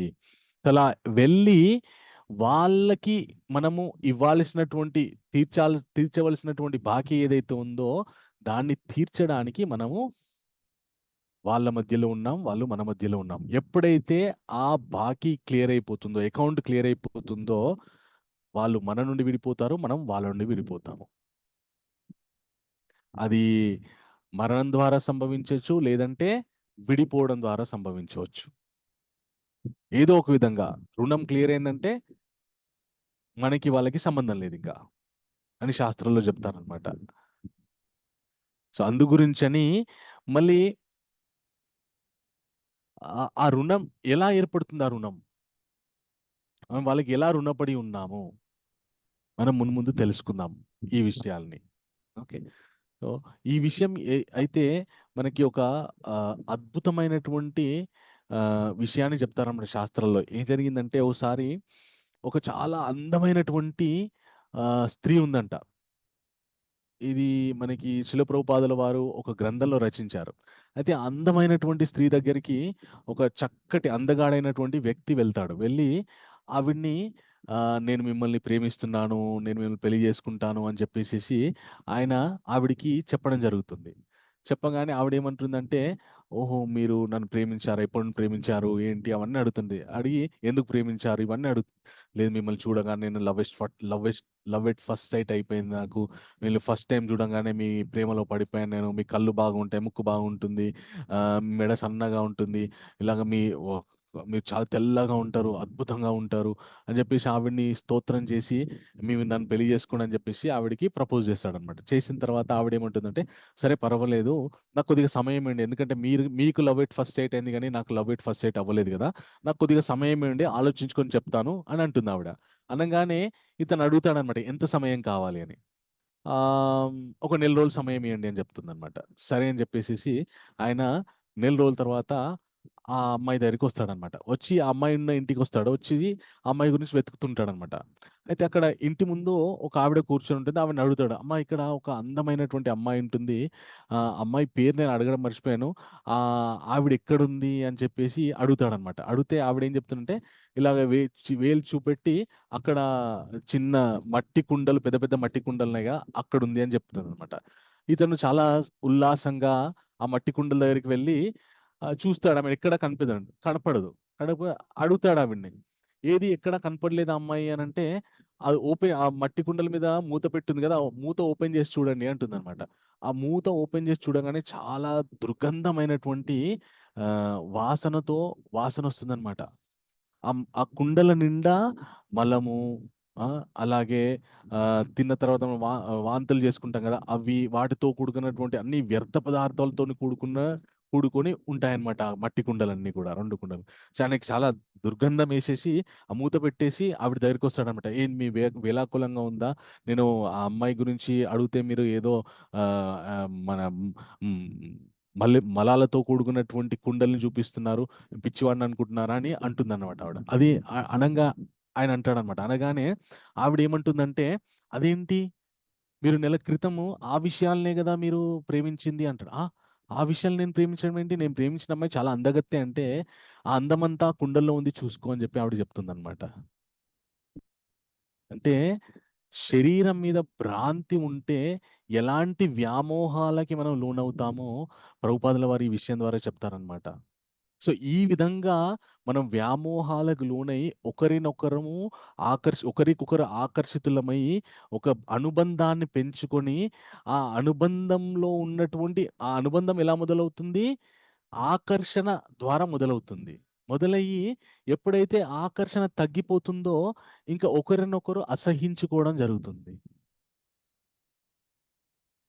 జరిగి ఇంకా ఇంకా ఇంకా ఇంకా రుణంలోకి పడిపోతూ ఉంటాం అన్నమాట.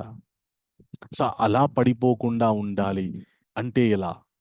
ముందు మనకి భగవంతుడు చెప్తారనమాట. అయితే ఈ విషయం నేను ఆత్మని అని ఒప్పుకోవడం మనకు చాలా కష్టంగా ఉండదు. అదేంటండి, నేను ఇంత చక్కగా నాకు చాలా మంది ఫ్రెండ్స్ ఉన్నారు, బంధువులు ఉన్నారు, నాకు చాలా ఫ్యాన్స్ ఉన్నారు, నేను ఎక్కడికి వెళ్ళినా కూడా నన్ను గౌరవించే వ్యక్తులు ఉన్నారు, నేను ఎందుకు ఆత్మ గురించి తెలుసుకోవాలి? ఆత్మ గురించి తెలుసుకుంటే మళ్ళీ నేను అన్ని ఇంకేవేవో నియమ నిబంధనలు పాటించాలా అంటే, ఒక విషయం ప్రతి భగవద్గీత వింటున్న ప్రతి క్షణం మనం గుర్తుంచుకోవాల్సినటువంటి విషయం ఏంటి అంటే, ఎంత కఠినమైన విషయం భగవంతుడు చెప్పినా సునాయాసంగా దాన్ని సాధించే ఉపాయం కూడా ఆయనే చెప్తారు. మనం ఉన్నటువంటి స్థితి నుండి మనం కదిలిపోకుండా, ఇప్పుడు అర్జునుడు ఎక్కడనో యుద్ధరంగంలో ఉన్నటువంటి వ్యక్తి హృదయ దౌర్బల్యం, హృదయంలో మనస్సులో తీవ్రమైనటువంటి విషాదాన్ని పొంది తనకున్న బలాన్ని తానే మర్చిపోయాడు. ఇప్పుడు ఆ యుద్ధరంగంలోనే అర్జునుడికి తన మాటల ద్వారా, తన బోధల ద్వారా మళ్ళీ ఉత్తేజపరిచి యుద్ధం వైపు మళ్ళించాడు. మరి అర్జున్ని వేరే ఏదైనా పుణ్యక్షేత్రాలకు వెళ్ళమన్నాడా, లేదంటే ఏమైనా నియమ నిబంధనలు పాటించమన్నాడా, లేకపోతే ఇంకేమన్నా కొత్తగా ఆయన చేయలేనటువంటి విషయాలు చెప్పాడు? ఏది చెప్పలేదు. కేవలం ఆయన యొక్క నిజ అస్తిత్వాన్ని, ఆయన కర్తవ్యాన్ని ఆయన గుర్తింపజేశాడు భగవంతుడు. సో మనం కూడా గీత విన్నంత సేపు కూడా భయపడకుండా, అపోహలకు లోనవ్వకుండా, ఎందుకు నేను ఈ విషయాన్ని మళ్ళీ మళ్ళీ చెప్తున్నా అంటే, సమాజంలో ఒక తీవ్రమైన మూఢనమ్మకం ఉందన్నట్టు. ఏంటి అంటే భగవద్గీత కేవలము ఇంకా జీవితంలో అన్ని, ఏ పని లేదు అన్ని వదులుకున్న తర్వాతే భగవద్గీత వినాలి, ఒక వయసు అయిపోయిన తర్వాతే భగవద్గీత వినాలి, మన యువకులు, విద్యార్థులు, అలాగే గృహస్థులు, వీళ్ళకి భగవద్గీత వినకూడదండి, వింటే వైరాగ్యం పొందుతారండి, సన్యాసం తీసుకుంటారండి అనే ఒక తీవ్రమైనటువంటి మూఢనమ్మకాలు ఉన్నాయన్నమాట. కానీ అర్జునుడు ఇప్పుడు ఆయన వైరాగ్యం తీసుకొని నేను యుద్ధం చేసే కంటే కూడా నా గురువర్యుల్ని అలాగే పితామహుల్ని చంపడం కంటే కూడా నేను భిక్షం ఎత్తుకొని బతకడం నాకు చాలా ఉత్తమంగా అనిపిస్తుందని అన్నటువంటి వ్యక్తిని భగవంతుడు ఉత్తేజపరిచి ఈ భూమండలాన్ని పరిపాలించే రాజుని చేస్తాడనమాట. సో మనకి మనం వింటే మనకి ఆ విషయం, మనం ఆ విజయం పొందలేమా? మన ఏ రంగంలో ఉన్నా కూడా, విద్యార్థులైతే విద్యార్థులు, ఉద్యోగులైతే ఉద్యోగులు, గృహిణులైతే గృహిణులు, ఏ రంగంలో ఉన్నా కూడా ఆ జ్ఞానాన్ని తెలుసుకుంటే మనం ఆ రంగంలో విజయం పొందలేమా? అర్జునుడు పొందినట్టు ఖచ్చితంగా పొందగలం. ప్రతి రంగంలో ఉన్నవారు, ప్రతి అవస్థలో ఉన్నవారు, అలాగే ప్రతి స్థాయిలో ఉన్న వాళ్ళకి కూడా ఏ విధంగా అర్థం చేసుకోవాలో నేను క్లియర్గా చెప్పడానికి ప్రయత్నం చేస్తాను. ఓకే, సో ఈ ఆత్మ అనే విషయం ఉంది ఏదైతే ఉందో, ఈ విషయాన్ని నిన్న మనము ఉదాహరణకి ఒక విద్యార్థి ఉన్నాడు అనుకోండి, ఈ ఆత్మ అనే జ్ఞానాన్ని ఏ విధంగా తన విజయానికి ఉపయోగించుకోవాలో మనం తెలుసుకుందాం. సో విద్యార్థికి కావలసినటువంటి లక్షణాలు, ఏ లక్షణాలు ఉంటే విద్యార్థి ఉన్నత శిఖరాలు, తన అకాడమిక్స్లో హై పర్సెంటేజ్ సంపాదిస్తాడు, ఇతరమైనటువంటి భౌతిక విషయాల మీదికి దృష్టి పోకుండా ఏకాగ్రతతో తాను ఏదైతే నేర్చుకోవాలో అది నేర్చుకుంటే అప్పుడు ఉన్నత శిఖరాలకి వెళ్తాడు, అకాడమిక్స్లో హై పర్సెంటేజ్ సంపాదిస్తాడు. సో మనకి భౌతికమైన విషయాల గురించి ఎప్పుడు మనకి దృష్టి వెళ్తుంది? ఒకవేళ భౌతికమైన విషయాలు, కేవలం భౌతికమైన విషయాలు మాత్రమే మనకి సంతోషాన్ని కలిగిస్తాయనే ఒక అజ్ఞానం ఉందనుకోండి, వాటి వైపు మన యొక్క రుచి, మన యొక్క ఆలోచనలు, వాటి గురించి మనం వెంపర్లాడుతూ ఉంటాం అనమాట. కానీ భగవద్గీత ఈ ఆత్మతత్వం గురించి తెలుసుకుంటే, ఓహో, నేను జీవితంలో తెలుసుకోవాల్సినటువంటి విషయం, నేను ఈ శరీరం కాదు, ఎన్నో జన్మల తర్వాత నాకు ఈ శరీరం వచ్చింది, కాబట్టి నేను ఈ జన్మని వృధా చేసుకోకూడదు, నా యొక్క కర్తవ్యాన్ని నేను తెలుసుకొని నేను చక్కగా విద్యని అభ్యాసించి చక్కగా ఉన్నత శిఖరాలకు వెళ్తే నేను తెలుసుకున్నటువంటి ఈ విషయాన్ని నేను తెలుసుకొని ఇతరులకు కూడా తెలియజెప్పేటట్టు నేను తయారవ్వాలి అనే ఒక గొప్ప ఇంద్రియ నిగ్రహం కలుగుతుంది. ఒక గృహస్థున్నాడు అనుకోండి, ఇంకా ముందు ముందు మనకి భగవంతుడు అద్భుతమైనటువంటి విషయాలు, ప్రతి ఒక్క వ్యక్తి కూడా ఈ జ్ఞానాన్ని సులభంగా ఏ విధమైనటువంటి విషయాల ద్వారా ఈ జ్ఞానాన్ని పాటించగలడో చెప్తారనమాట. అయితే మనకి భాగవతంలో ఒక అద్భుతమైన విషయం చెప్పారనమాట. ఏం చెప్పారంటే, ఎప్పుడైతే మనము ఈ శరీరాన్ని ధరిస్తామో, అంటే ఇంకా ధరించే సమయం ఆసన్నమవుతుందో, తల్లి గర్భంలో ప్రవేశించి తర్వాత మనకి శరీరం మామూలుగా రాలేదు, భగవంతుణ్ణి ఎంతో గట్టిగా ప్రార్థన చేస్తే తప్ప మనకి శరీరం రాలేదన్నమాట. భాగవతం, శ్రీమద్ భాగవతంలో మనందరం కూడా శరీరం వచ్చే కంటే ముందు ఏ విధంగా ప్రార్థన చేశామో ఆ విషయాన్ని శ్రీమద్ భాగవతంలో చెప్పారనమాట.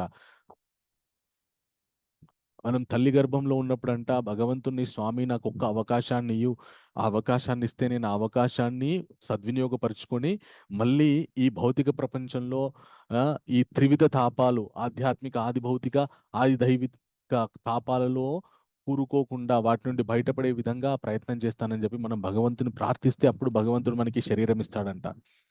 కానీ అది వచ్చిన తర్వాత మనము వివిధమైనటువంటి విషయాల జోలికి వెళ్ళి మన యొక్క నిజ అస్తిత్వాన్నే మనం మర్చిపోతాం.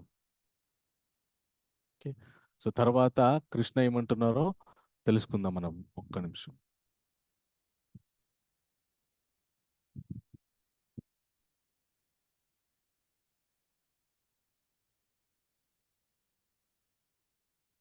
ఓకే, సో ఆత్మ యొక్క లక్షణాలు మనము ఎవరు చదువుతారు?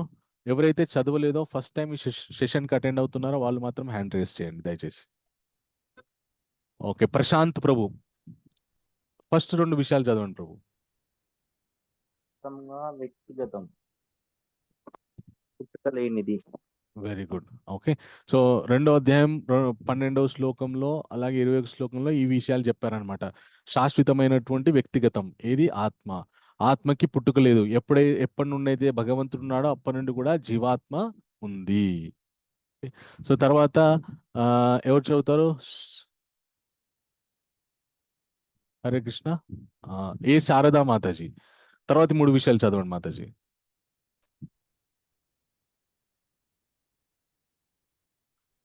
శారదా మాతాజీ. అవినాశి మరియు నిత్యమైనది, అపరిమితము, ఖండించడం, దహించడం, ఎండగొట్టడం, తడపడం చేయలేము. ఓకే, సో ఆత్మ యొక్క లక్షణము అలాగే గుణగణాలు. ఆత్మ నాశనం కాని నిత్యమైనటువంటిది, పరిమితం లేనటువంటిది, ఖండించలేము, దహించలేము, ఎండగొట్టలేము, తడపడం చేయలేము. ఇవి ఆత్మ యొక్క గుణగణాలు అనమాట. ఓకే, ఆత్మ యొక్క లక్షణాలు. ఈ ఆత్మ యొక్క లక్షణాలు అశ్విని మాతాజీ మీరు చదవండి.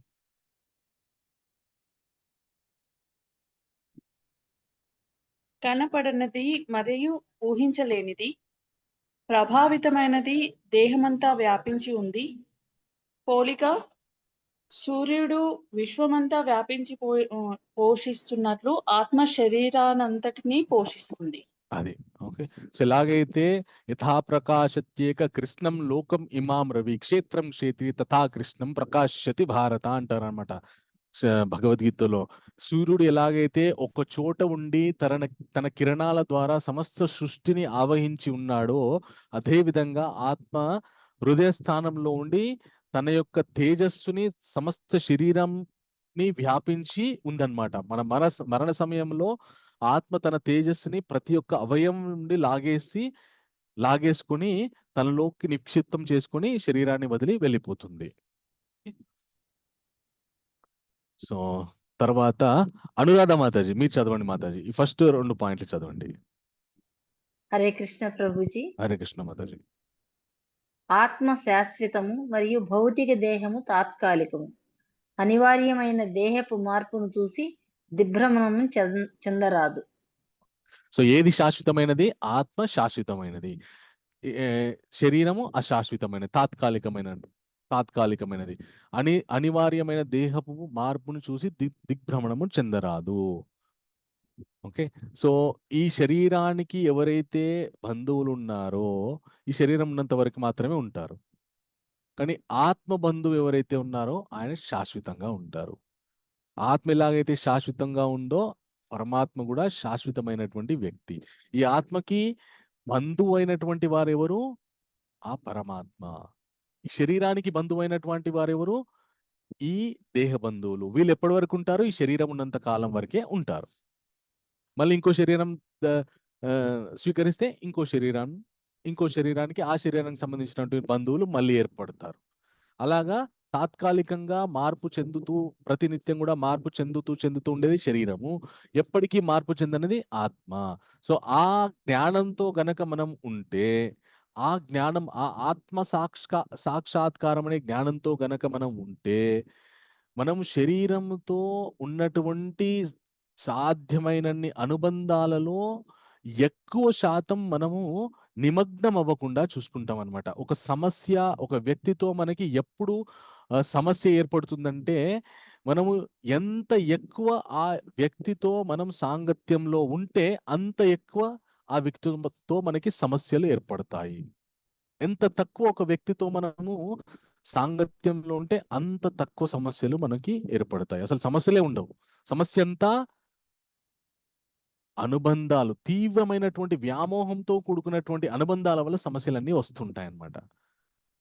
సో తర్వాత భగవంతుడు ఏమంటారంటే, జాతస్య హి ధ్రువో మృత్యుర్ ధ్రువం జన్మమృతస్య చ తస్మాత్ పరిహార్యేతే నత్వం శోచితుమర్హసి.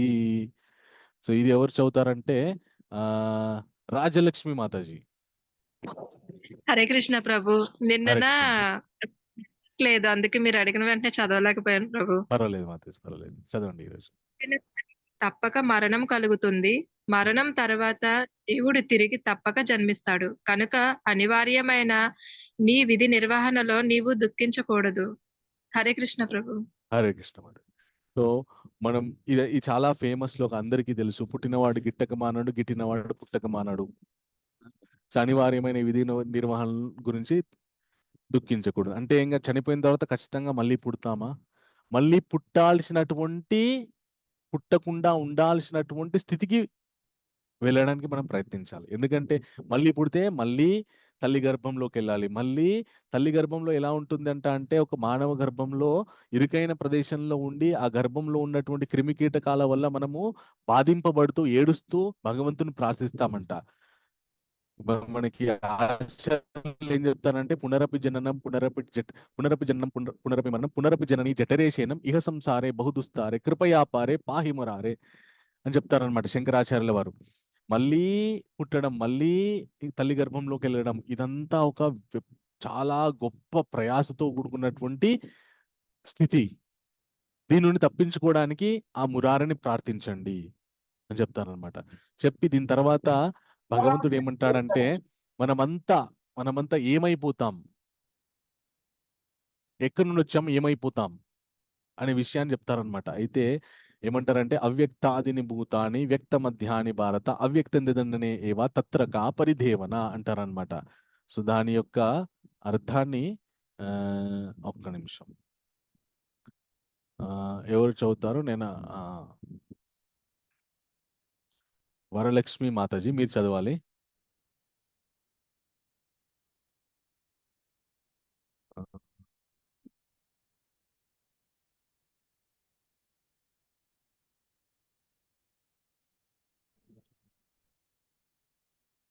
నిమిషం.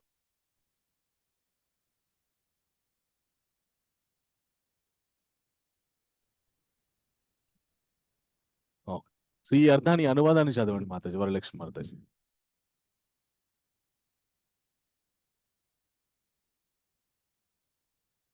వరలక్ష్మి మాతాజీ ఉన్నారా? ప్రభు స్క్రీన్ మీద కనిపించట్లేదు. కనిపించట్లేదా? చదవచ్చా? ఒక్క నిమిషం, కనపట్లేదు అన్నారు. చదవచ్చా ప్రభు? బుక్ లో ఉంది. ఇప్పుడు కనిపిస్తుందా స్క్రీన్ మీద? ఓకే ప్రభు, కనిపిస్తుంది. వరలక్ష్మి మాతాజీ చదవండి.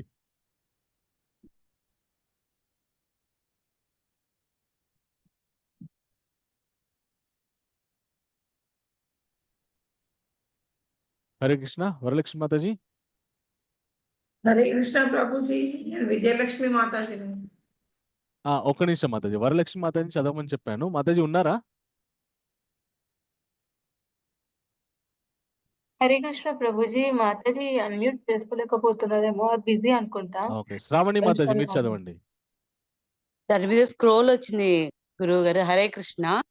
ఇప్పుడు ఓకే. కృష్ణ అనువాదము. సృజింపబడిన జీవులందరూ ఆదిలో అవ్యక్తములై మధ్యలో వ్యక్తములగుచున్నవి. నశించిన పిమ్మట తిరిగి అవ్యక్తములగును. అట్టి ఎడ దుఃఖించుటకు కారణమేమిటి కలదు? హరే కృష్ణ. హరే కృష్ణ మాతాజీ. సో ఈ సృష్టి ఉన్నంత కాలం జీవులు పుడుతూ చస్తూ ఉంటారనమాట. ఈ సృష్టి ఎప్పుడైతే ప్రళయంలో కలిసిపోతుందో అప్పుడు మనం అందరం కూడా ఒక అవ్యక్తమైనటువంటి స్థితికి వెళ్ళిపోతాము. మళ్ళీ సృష్టి ప్రారంభమైనప్పుడు మళ్ళీ మనము సృజించబడతాము. మళ్ళీ లయమైనప్పుడు మళ్ళీ అవ్యక్తంలోకి వెళ్ళిపోతాం అన్నమాట. ఇలాగా ఒకసారి వ్యక్తమయ్యి మళ్ళీ ఒకసారి అవ్యక్తమయ్యి ఇది జరుగుతూనే ఉంటుందన్నమాట. దీనికి దుఃఖించకూడదు. అయితే మరి మనకి దీనికి ఇది తప్ప ఇంకా వేరే ఆప్షనే లేదా? ఇంక పుడుతూ చస్తూనే ఉండాలా? పుడుతూ చస్తూ ఈ యొక్క చక్రంలో ఇమడకుండా ఆ జనన మరణం అనే చక్రం నుండి బయటపడే ఒక గొప్ప విషయాన్ని భగవంతుడు మనకి మున్ముందు చెప్పబోతున్నారనమాట. ఓకే, సో ఆ విషయం ఏందో చదువుదాం. ఈ స్క్రీన్ మీద కనిపిస్తుంది కదా? ఓకే, హరే కృష్ణ. సో ఇప్పుడు మనము ఒక గురువుని ఆశ్రయించాము, మన యొక్క నిజమైనటువంటి స్థితి ఏంటో తెలుసుకున్నాము. ఓకే, తెలుసుకున్న తర్వాత ఆ స్థితిలో ఇప్పుడు మనం ఎవరమని తెలుసుకున్నాం? మనము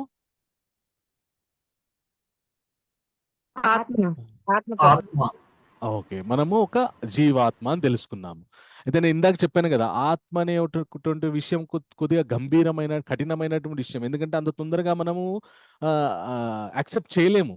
ఇన్ని రోజులు ఈ శరీరం నేను అనుకోని శరీరానికి ఫెరన్ లవ్లీ పాండ్స్ పౌడర్ వేసి చక్కగా తయారు చేసినటువంటి ఈ శరీరాన్ని నేను కాదు ఈ శరీరము ఇంకోటి అంటే అంత తొందరగా మనము దాన్ని అంగీకరించలేము. కానీ ఆ స్థితిలో మనం సులభంగా ఉండడానికి భగవంతుడు మనకి ఇచ్చినటువంటి అతి సులభమైనటువంటి పద్ధతి ఏంటంటే తర్వాతి అంశం. అది ఎవరు చదువుతారంటే హ్యాండ్ రైజ్ చేయండి ఎవరైతే ఇంతవరకు చదవలేదో, ఫస్ట్ టైం ఈ సెషన్కి అటెండ్ అవుతున్నారో. ప్రవళిక మాతాజీ, ఎస్ చదవండి మాతాజీ. హరే కృష్ణ గురుజీ. హరే కృష్ణ మాతాజీ. ఆత్మ ఉనికిని విశ్వసించువారు మరియు విశ్వసింపబడిన వారు అని 2 రకముల తత్వవేత్తములు గలరు. వీరిలో ఎవరిని ఒక్క నిమిషం మాతాజీ, ఒక్క నిమిషం.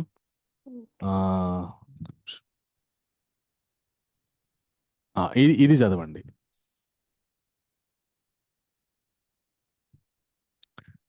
స్వధర్మం సనాతన ధర్మం. ఓకే, సో నేను ఇప్పుడు ఆత్మ జ్ఞానంలో స్థితమై ఉండడానికి నేను పాటించవలసినటువంటి విషయాలు ఏంటి? 2 ధర్మాలు పాటించాలి. స్వధర్మం, ఇంకోటి సనాతన ధర్మం. స్వధర్మం అంటే ఎవరు ఏ స్థాయిలో ఉన్నారో, ఏ రంగాన్ని ఎంచుకున్నారో, ఏ పొజిషన్లో ఉన్నారో ఆ పొజిషన్కి ఆ స్థాయికి సంబంధించినటువంటి ధర్మాన్ని పాటించడం అంతే. ఇప్పుడు అర్జునుడు ఎవరు? క్షత్రియుడు. క్షత్రుడి యొక్క ధర్మం అంటే క్షత్ అంటే ప్రమాదము, అపాయము, త్రాయ అంటే ప్రమాదం నుండి బయటపడేసేవాడు, ప్రమాదం నుండి తరింపజేసేవాడు. అంటే ప్రమాదంలో నుండి ఎవరైతే బయటపడేస్తారో వాళ్ళని క్షత్రియులు అంటారనమాట. సామాన్యమైనటువంటి జనులు వివిధమైనటువంటి అధర్మపరులైనటువంటి రాజుల వల్ల ప్రమాదం పాలవుతుంటారు, వాళ్ళని బయటపడేసేది క్షత్రియులు. ఓకే, సో అర్జునుడి యొక్క స్వధర్మం ఏంటి? క్షత్రియ ధర్మం. సనాతన ధర్మం ఏంటి? అది మనం ముందు తెలుసుకుందాం. ఓకే, సో ఎవరైతే చదవాలనుకుంటున్నారో అలాగే వాళ్ళు హ్యాండ్ రైజ్ చేసి పెట్టండి. బట్ ఫస్ట్ టైం ఎవరైతే అటెండ్ అవుతున్నారంటే ఈ సీజన్లో ఎవరైతే ఫస్ట్ టైం అటెండ్ అవుతున్నారో వాళ్ళు మాత్రం హ్యాండ్ రైజ్ చేసి పెట్టండి. మళ్ళీ ఇంకేవేవైతే విషయాలు వస్తుంటే అప్పుడు వాళ్ళకి అవకాశం ఇస్తూ ఉంటాను. చదివిన వాళ్ళు హ్యాండ్ డౌన్ చేసి పెట్టండి. ఓకే, చాలా సంతోషం అండి. ఎందుకంటే ఇలాగ మనం పరస్పరము ఇంటరాక్టివ్గా మనము చదువుకుంటూ ఉంటే మనం కూడా చాలా ఏకాగ్రత కుదురుతుంది, అలాగే విషయాలు కూడా తొందరగా అర్థమవుతాయి. ఓకే, సో ఇప్పుడు ఈ స్వధర్మం సనాతన ధర్మం అంటే ఏంటో మనం తెలుసుకుందాం. ఓకే, సో ఈ విషయాన్ని ఎవరు చదువుతారంటే అశ్వినీస్ ఐఫోన్ అని ఉన్నారు. ఎవరండి మాతాజీ? నమస్తే గురువు గారు. హరే కృష్ణ మాతాజీ. ఈ 2 విషయాలు చదవండి. దేహాత్మిక కర్తవ్యం కుటుంబం మరియు వృత్తులను చూసుకోవడం. ఆధ్యాత్మిక కర్తవ్యం కృష్ణనామ జపం, భగవద్గీత పఠనం. సనాతన ధర్మం. ఓకే, సో మనకి ఇక్కడ భగవంతుడు ఆత్మ సాక్షాత్కారం చేసుకోవాలంటే 2 ధర్మాలు పాటించాలన్నారు. ఒకటి స్వధర్మం. స్వధర్మం అంటే ఏంటి? మన కర్తవ్యం. మనం ఏ స్థాయిలో ఉన్నామో, గృహస్థులమా, విద్యార్థులమా, గృహిణులమా, లేదంటే రిటైర్ అయిపోయి ఉన్నామా, లేదంటే ఒక గొప్ప పొజిషన్లో ఒక రాజకీయ వేత్తలమా, లేదంటే ఒక నాయకులమా, ఏ స్థాయిలో ఉన్నా కూడా ఆ స్థాయిలో ఆ స్థాయికి తగినటువంటి బాధ్యతలు అవి ఖచ్చితంగా ఉంటాయి. వాటన్నిటినీ నిర్వర్తించడానికి సక్రమంగా నిర్వర్తించే ప్రయత్నము. గృహస్థ అయితే కుటుంబం మరియు వృత్తులను చూసుకోవడము. వృత్తులను అంటే ఉద్యోగం చేసి కుటుంబాన్ని పోషించుకునేటటువంటి బాధ్యత ఆ గృహస్థి మీద ఉంది. సో ఇప్పుడు స్వధర్మం ఏమైంది? ఒక గృహస్థికి తాను కుటుంబాన్ని ఉద్యోగం చేస్తూ చక్కగా కుటుంబాన్ని, భార్య పిల్లల్ని పోషించాలి. అది ఒక గృహస్థి యొక్క స్వధర్మం అయింది. అదే ఒక విద్యార్థి అనుకోండి, తన స్వధర్మం ఏంటి? చక్కగా తల్లిదండ్రులని, పెద్దల్ని గౌరవిస్తూ విద్యని అభ్యసిస్తూ చక్కగా ఉన్నతమైనటువంటి విద్యని అభ్యసిస్తూ ఉండాలి. ఓకే. అలాగే ఒక గృహిణి యొక్క స్వధర్మం ఏమైంది? చక్కగా ఇంటిల్లి పాది వారి కుటుంబానికి, అందరి కుటుంబంలో ఉన్న వారందరికీ కూడా చక్కగా సేవలు అందిస్తూ వాళ్ళతోని చక్కగా చక్కటి సంబంధాలని కలిగి ఉండడం ఒక గృహిణి యొక్క బాధ్యత. ఇలాగ ప్రతి ఒక్క స్థాయిలో ఒక ఉద్యోగి అయితే తాను ఉద్యోగం చేస్తున్న చోట ఏ విధమైనటువంటి కర్తవ్యాలు తాను నిర్వర్తించాలో అవి నిర్వర్తించడం అది అతని స్వధర్మం. ఓకే. సో అలాగా మీరు ఏ పొజిషన్లో ఉన్నారో ఆ పొజిషన్కి, ఆ స్థాయికి ఉన్నటువంటి ధర్మాలు ఏవైతే ఉన్నాయో వాటిని నిర్వర్తించడం స్వధర్మం. తర్వాత ఆధ్యాత్మిక కర్తవ్యం. ఓకే. భగవంతు యొక్క నామజపం, భగవద్గీత పఠం సనాతన ధర్మం. ఓకే. సో భగవంతుని నామజపం చేయడం, అలాగే భగవద్గీత ఇత్యాది గ్రంథాలని చదవడము, ఇవి సనాతన ధర్మం కిందికి వస్తాయి అన్నమాట. అయితే మరి ఒక వ్యక్తి 2 ధర్మాలను ఎలా పాటించగలడు? ఇప్పుడు అర్జునుడు ఉన్నాడు. అర్జునుడికి భగవంతుడు 2 ధర్మాల్ని పాటించమని చెప్పాడు. మరి ఇప్పుడు ఆయన యుద్ధం స్వధర్మమైనటువంటి యుద్ధం చేయాలా? లేకపోతే యుద్ధం మానేసి ఈ మరి ఆధ్యాత్మిక సనాతన ధర్మాన్ని పాటించాలా? అది ముందు మనం తెలుసుకుందాం. సో 2 ఎలా చేయాలి? 2 బోట్ల మీద, 2 పడవల మీద కాలు పెట్టి ప్రయాణించడం చాలా కష్టం. కానీ భగవంతుడు మళ్ళీ మనకి సులభంగా 2 ధర్మాల్ని ఎలా పాటించాడో ముందు చెప్తాడంట. అదే భగవద్గీతలో ఉన్నటువంటి అద్భుతమైన, అందమైన విషయం అండి. ఓకే. ఓకే. సో ఈ 2 ధర్మాల్ని పాటించడం ద్వారా మనము ఆధ్యాత్మిక ముందు చక్కటి ఉన్నత శిఖరాలకి, విజయపథం వైపు వెళ్తాం అనమాట. అలా కాకుండా ఉంటే గనక రమాదేవి పల్లడి మాతాజీ ఇక్కడ ఇచ్చినటువంటి విషయాన్ని చదవండి. ఇక్కడ రాసినటువంటి విషయాన్ని చదవండి.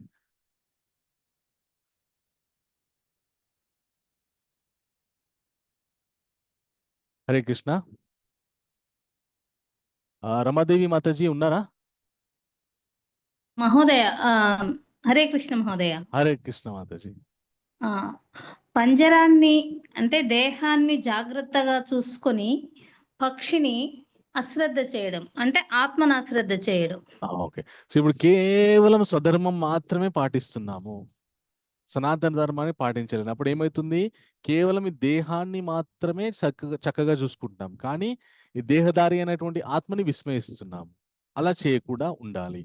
అలా చేయకుండా ఉండాలంటే ఏం చేయాలి? ముందు మనం తెలుసుకుందాం. ఓకే. ఒకవేళ కనుక ఈ 2 ధర్మాల్ని పాటిస్తే ఏం జరుగుతుంది? తర్వాతి అంశం చూడబోతున్నాం. ఓకే. సో ఆనందం, ఉన్నత రుచి. సో శాశ్వత ఆనందం వైపు మనం వెళ్తాం అన్నమాట. ఎతతోహ్యపి కౌంతేయ పురుష విపశ్చిత ఇంద్రియాణి ప్రమాతిని హరంతి ప్రసవం మనః. సో సుష్మా స్వాతి మాతాజీ ఈ అర్థాన్ని చదవండి మాతాజీ. హరే కృష్ణ మాతాజీ. హరే కృష్ణ మాతాజీ. ఓ అర్జున, ఇంద్రియములు బలవంతములను మరియు దృఢములను అయి ఉన్నాయి. వానిని అదుపు చేయు యత్నించు విచక్షణ పూర్ణుని మనస్సును సైతము అవి హరించి వేయుచున్నవి. ఓకే. సో మనం మన కర్తవ్యాన్ని నిర్వర్తించే క్రమంలో మనకి బద్ధ శత్రువులు ఎవరు అంటే మన ఇంద్రియాలే. మన ఇంద్రియాలు అంటే ఏంటి అంటే, మన శరీరం ధరించిన తర్వాత మనకి 10 ఇంద్రియాలు ఉంటాయి. 5 జ్ఞానేంద్రియాలు, 5 కర్మేంద్రియాలు. అవి ఏంటి అంటే కళ్ళు, చెవులు, ముక్కు, నోరు, కాళ్ళు, చేతులు, జననాంగాలు, అలాగే రుచి చూసే జ్ఞానేంద్రియము, వినే శ్రవణేంద్రియాలు, వాసన చూసే జ్ఞానేంద్రియము, ఇలాగా దశేంద్రియాలతో కూడుకున్నటువంటిది ఈ శరీరం అన్నమాట. ఓకే. ఓ అర్జున, ఇంద్రియములు బలవంతములను మరియు దృఢములను అయి ఉన్నవి. వాణిని అదుపు చేయి యత్నించు విచక్షణ పూర్ణుని మనస్సుని సైతం అవి హరింపచేయుచున్నావి. విచక్షణ పూర్ణుని అంటే ఎప్పుడు ఏం చెయ్యాలో విచక్షణతో ఉండేటటువంటి చక్కటి బుద్ధి ఉన్న వ్యక్తి కూడా ఈ ఇంద్రియాల యొక్క లోలుత్వానికి లోనైపోతాడు అనమాట. అంటే ఉదాహరణకి మనకి నాలిక ఉంది, నాలికని రసేంద్రియం అంటారనమాట. ఓకే, అలాగే నాలికతోటి వాక్కు కూడా మాట్లాడుతుంటాం అనమాట. సో ఈ నాలిక రసేంద్రియం ఎప్పుడు మనకి చక్కటి ఆహార పదార్థాలు తినాలని అనిపిస్తుంది. కొన్ని ఆహార పదార్థాలు తిన్నామనుకోండి, ఆ ఆహార పదార్థాలు మన శరీరాన్ని, మన బుద్ధిని కూడా ప్రభావితం చేస్తాయి. ఉదాహరణకి మద్యపానం చేయాలని అనిపించింది, చేసినాం అనుకోండి, అప్పుడు ఏమైపోతుందంటే మన బుద్ధి కూడా మారిపోతుంది. చాలా అజ్ఞానంతో కూడుకున్న ప్రవర్తనని మనం ప్రవర్తిస్తాం. ఒక్క రసేంద్రియానికి మనము ప్రాముఖ్యత ఇవ్వడం వల్ల మన బుద్ధి నాశనం అయిపోతుంది. అలాగా ఇంద్రియాలు ఈ ప్రతినిత్యం కూడా నాకు ఇది కావాలి, అది కావాలి, కళ్ళు నాకు ఇవి చూపించు, అవి చూపించు, చెవులు నాకు ఇది వినిపించు, అది వినిపించు, కాళ్ళు అక్కడికి వెళ్దాం, ఇక్కడికి వెళ్దాం, ఇలాగా కోరుకుంటుంటాయి. అలాగే జననాంగాలు కూడా ఇంకేవేవో కోరికలు కోరుకుంటూ ఉంటాయన్నమాట. అయితే వాటిని అదుపులో పెట్టుకోవడం చాలా కష్టతరం.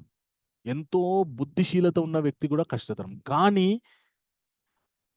అతి సులభంగా వాటిని అదుపులో పెట్టుకునే ఉపాయాన్ని భగవంతుడు చెప్తాడనమాట. ఓకే, సో అది ఏ విధంగా అనేది మనం చూద్దాం. ఓకే, సో ఈ యొక్క చిన్న డయాగ్రామ్ ఉంది. జూమ్ యూజర్ అని పెట్టుకున్నారు, పేరు తెలియట్లేదు, కేవలం జూమ్ యూజర్ అని ఉంది. హరే కృష్ణ. ఎం రాధామాతాజీ. రాజ్యలక్ష్మి గురూజీ. ఓకే, జూమ్ యూజర్ అని ఉన్నారు. మీ పేరు రాజలక్ష్మి మాతాజీ? అవునండి. ఓకే ఓకే, రాజలక్ష్మి మాతాజీ చదివిన తర్వాత రాధామాతాజీ మీరు చదవాలి. సో రాజలక్ష్మి మాతాజీ 2 అంశాలు చదవండి. నిమ్న రుచి ఇంద్రియ వస్తువులు యోచించినప్పుడు మమకారం. ఓకే, తర్వాత రాధామాతాజీ 2 అంశాలు చదవండి. హరే కృష్ణ ప్రభుజీ. హరే కృష్ణ మాతాజీ. కామం కోరిక తీరకపోతే క్రోధం. ఇదే భగవంతుడు ఏమంటారంటే, ధ్యాయతో విషయాన్ పుంసః సంగస్తేషుపజాయతే సంఘాత్ సంజాయతే కామః కామాత్ క్రోధోద్భవతి క్రోధాత్ భవతి సమ్మోహ సమ్మోహాత్ స్మృతి విభ్రమ స్మృతి భ్రంశాత్ బుద్ధినాశాత్ ప్రణశ్యతి. సో బుద్ధి ఎప్పుడు నాశనం అవుతుందంటే తదేకమైన దృష్టితోని ఒకే ఒక విషయం మీద మనము దృష్టిని కేంద్రీకరించి ఇది నాకు కావాలి, ధ్యాయతో విషయాన్ పుంసాన్, విషయమైన తాత్కాలికమైనటువంటి విషయాల మీద దృష్టిని కేంద్రీకరించి ఇవి నాకు కావాలి, ఇవి నాకు కావాలి, ఇవి నాకు కావాలి అని ఎప్పుడైతే మనము తీవ్రంగా వాటి వెంపర్లాడుతూ ఉంటామో అవి కావాలనే తీవ్రమైన కోరిక, కామం పుడుతుంది. అప్పుడు ఏం జరుగుతుందంటే ఒకవేళ దొరికాయా కొద్దిగా స్థిమితం పడతాం, అవి అనుభవించిన తర్వాత ఇంకా కావాలని కోరిక పడుతుంది. దొరకలేదా అప్పుడు ఏం జరుగుతుందంటే క్రోధం వైపు వెళ్ళిపోతాం మనం. క్రోధం వైపు వెళ్ళిపోయిన తర్వాత ఒక్కసారి మనం క్రోధానికి లోనైనామంటే ఇంకా క్రోధాత్ భవతి సమ్మోహ సమ్మోహ స్మృతి విభ్రమ, మనకి మోహం వచ్చేస్తుంది. ఒక వ్యక్తి తీవ్రమైనటువంటి కోపంలో ఉన్నాడు అనుకోండి, విచక్షణ కోల్పోతాడు. ఏం చేస్తున్నాడో తనకే తెలియదు. అతను ఎదుటి వ్యక్తిని కొట్టొచ్చు, చంపొచ్చు, కింద పడేసి తొక్కచ్చు, ఇంకేమైనా చేయొచ్చు. సో క్రోధానికి ఒకసారి లోనైనామంటే విచక్షణ కోల్పోతాం మనం. అప్పుడు విచక్షణ కోల్పోయినప్పుడు విచక్షణ రహితంగా ప్రవర్తించడం వల్ల మనని మనం నాశనం చేసుకున్న వాళ్ళం అయిపోతాం అనమాట. చాలా మంది జైల్లో శిక్షలు అనుభవిస్తున్నటువంటి ఖైదులు వాళ్ళు ఏం చెప్తారంటే, నేను ఫలానా సమయంలో అంత క్రోధానికి లోనవ్వకుండా ఉండాల్సింది, అప్పుడు నేను క్రోధానికి లోనైపోయి చేసినటువంటి ఒక హత్య నన్ను జీవితం మొత్తం బాధపడే విధంగా చేస్తుంది అని చెప్తుంటారన్నమాట. సో క్రోధం అనేటువంటిది అంత దారుణమైనటువంటి విషయం. అంటే మరి మన జీవితంలో క్రోధానికి లోనవ్వకూడదా అంటే, క్రోధానికి ఎప్పుడు లోనవ్వాలి అంటే మన కంట్రోల్లో ఉంచుకునేంత క్రోధాన్ని మనము ప్రదర్శించాలి అంతే. ఉదాహరణకు చిన్న పిల్లలు అల్లరి చేస్తున్నాడు అనుకోండి ఇంట్లో, వాణ్ణి అల్లరి మానిపేయడానికి మనము కొద్దిగా అరవాల్సి ఉంటుంది, క్రోధానికి లోనవ్వాల్సి ఉంటుంది. అప్పుడు మనం క్రోధానికి ఎందుకు లోనవుతున్నాము? విషయాన్ని చక్కబెట్టడానికి క్రోధానికి లోనవుతున్నాము. అంతే తప్ప వాడు అల్లరి చేస్తున్నాడని చెప్పేసి తీవ్రమైన క్రోధానికి లోనైపోయి చంపేయం. నాన్న అట్లా చేయొద్దని చెప్పేసి వీలైతే చిన్న దెబ్బేస్తాం అంతే. సో అలాగా ఎంత క్రోధాన్ని ప్రదర్శిస్తే మనము మన స్థాయి నుండి పడిపోమో, మన ఉన్నత స్థాయి నుండి పడిపోమో, అంత క్రోధాన్ని, విషయాల్ని చక్కబెట్టడానికి మాత్రమే క్రోధాన్ని వాడాలి. ఒక ఆయుధాన్ని మనల్ని రక్షించుకోవడానికి వాడాలి కానీ మనల్ని సంహరించుకోవడానికి వాడకూడదు. క్రోధం కూడా అంతే. ఓకే, సో తర్వాతి అంశాన్ని బి లక్ష్మీనారాయణ ప్రభు.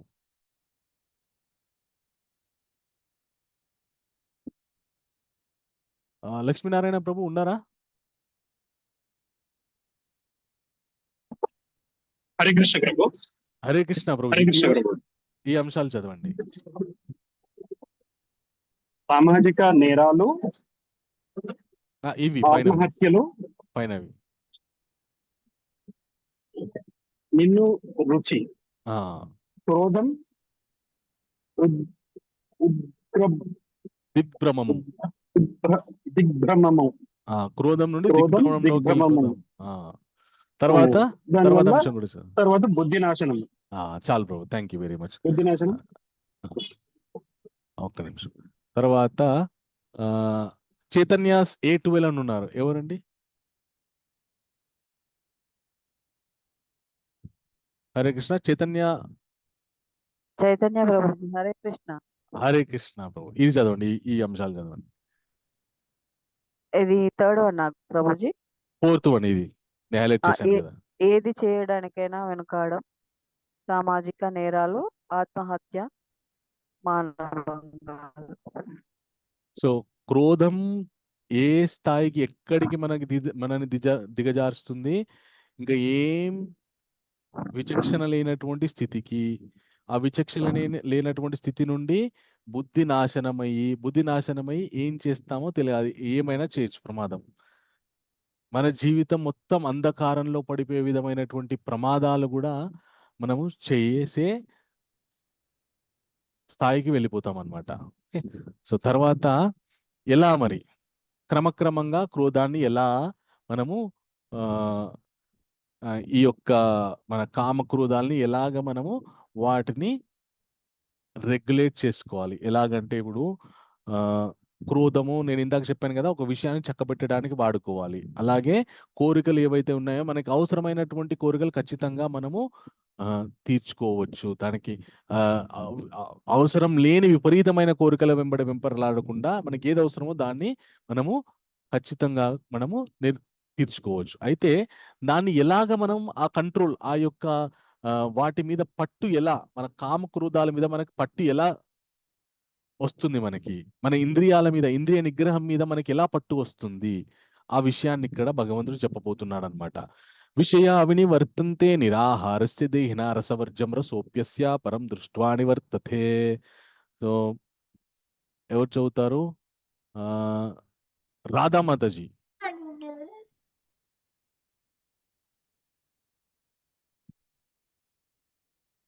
హరే కృష్ణ. రాధామాతాజీ చదవండి ఈ అర్థాన్ని.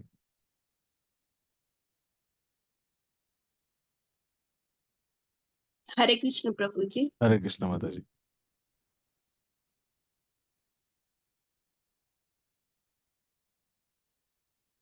హరే కృష్ణ మాతాజీ.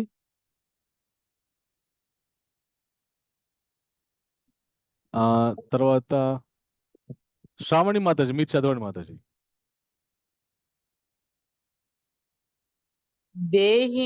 దేహిని ఇంద్రియ భోగముల నుండి నిగ్రహించినను ఇంద్రియార్థముల పట్ల రుచి నిలిచియే ఇండును.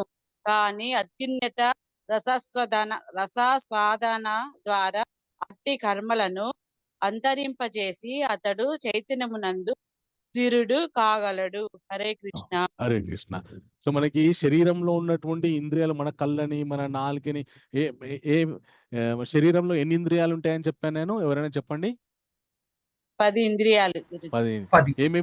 ఏమేంటి అవి?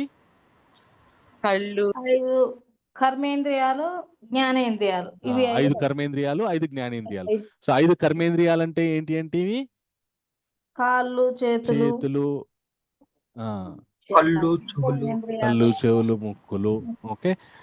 తర్వాత జ్ఞానేంద్రియాలంటే రుచి చూసే నాలిక, రసేంద్రియము, మన వాసన చూసే నాసికారంధ్రాలు, వాసన గ్రహించే అదొక గ్రహించే ఇంద్రియము, అలాగే మళ్ళా మన జననాంగాలతో అనుభవించేటటువంటి ఆ సుఖము, ఇలాగా. అలాగే చర్మం ఉంది ఇదిగా స్పర్శేంద్రియము, ఇలాగా 10 ఇంద్రియాలు ఉంటాయంట. సో దేహిని ఇంద్రియ భోగంలో నిగ్రహించినను ఇంద్రియార్థముల పట్ల రుచి నిలిచియే ఉండును. సో మనం బలవంతంగా గనక మనము ఈ కళ్ళని నువ్వు మంచి విషయాలను చూడకు, నాలుకని మంచి ఆహారం తినకు అని మన శరీరంలో ఉన్నటువంటి ఇంద్రియాలని మనం అణుచుకోలేము. అలా అంచుకుంటే కూడా ప్రమాదమే. ఒక పాముని కాలుతో తొక్కి పెట్టామనుకోండి, కొద్దిగా కాలు జరిపినామంటే పాము లేచి కాటేస్తుంది. అలాగే మన ఇంద్రియాలు కూడా అంతే, బలవంతంగా అణుచుకోకూడదు ఇంద్రియాలని. ఎలా? సులభమైన విషయం భగవంతుడే చెప్తున్నాడు. ఎలా అంటే అతి ఉన్నత రసాస్వాదన ద్వారా అట్టి కర్మలను అంతరింపజేసి అతడు చైతన్యమునందు స్థిరుడు కాగలడు. అయితే ఏ విషయాల వైపు అయితే ఇంద్రియాలు పరిగెడుతున్నాయో వాటికంటే ఉన్నతమైనటువంటి రుచిని వాటికి అందిస్తే, ఉదాహరణకి నేను ఒక చక్కెర ఇచ్చాను అనుకోండి, మీకు కొద్దిగా చక్కెర ఇచ్చాను అనుకోండి, తీయగానే ఉంటుంది, తింటారు, తీయగా ఉందంటారు. కానీ చక్కెరతో తయారు చేసినటువంటి చక్కటి మన ఇంకొక స్వీట్, గులాబ్ జాము లేదంటే జిలేబియో ఇచ్చాను అనుకోండి, మీరు చక్కెరని పట్టుకుంటారా, ఆ గులాబ్ జామ్ జిలేబీని పట్టుకుంటారా? గులాబ్ జామ్ జిలేబీని పట్టుకుంటాం ప్రభుజీ. ఎందుకంటే 2 తీయటి పదార్థాలే, కానీ దీనికంటే అది ఇంకా ఎక్కువ చక్కటి రుచినిస్తుంది అది. సో అలాగే ఇంద్రియాలని అణుచుకొని ఇంద్రియాల సుఖానికి దూరం అయ్యే కంటే ఆ ఇంద్రియాలకి అతి మధురమైనటువంటి ఆ ఇంద్రియాలు మన లోబడిలో ఉండేటటువంటి విషయాలని వాటికి మనం అలవాటు పరిచామనుకోండి, అప్పుడు ఇంద్రియాలని మనము అణిచినట్టు ఉండదు, ఇంద్రియాలు మన లోబడిలోనే ఉంటాయి. ఓకే. సో ఆ విషయం ఏంటి మనం ముందు తెలుసుకుందాం. ఓకే. సో ఉన్నత రుచి. సాయి నిఖిత మాతాజీ చదవండి మాతాజీ. హరే కృష్ణ ప్రభుజీ. హరే కృష్ణ. తాంబేలు తన అవయములను లోనికి ముడుచుకునేది రీతి ఇంద్రియములను మరలించువాడు సంపూర్ణ జ్ఞానము నందు స్థిరముగా నన్ను వాడగును. ఓకే.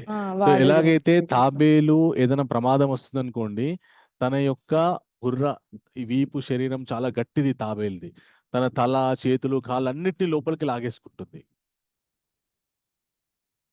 ఏదైనా ప్రమాదం సంభవిస్తుందంటే. అలాగే ఎవరైతే ఉత్తమ రుచితో ఉంటారో, ఉత్తమ జ్ఞానులు ఎవరైతే ఉంటారో, సంపూర్ణ జ్ఞానంతో ఎవరైతే ఉంటారో, ఏవైతే విషయాలు ఇంద్రియాలకి ప్రమాదమైనటువంటి విషయాలు కనిపిస్తాయో ఆ విషయాల జోలికి వెళ్లకుండా అక్కడ నుండి ఇంద్రియాలని ఉపసంహారం చేసేస్తారనమాట. వాటి జోలికి వెళ్లకుండా ఉపసంహారం చేసేస్తారనమాట.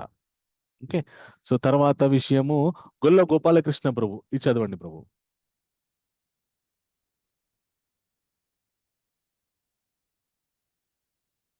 హరే కృష్ణ ప్రభు. హరే కృష్ణ ప్రభుజీ. దేహిని ఇంద్రియ భోగముల నుండి నిగ్రహించినను ఇంద్రియార్థముల పట్ల రుచి నిలిచియే యుండును.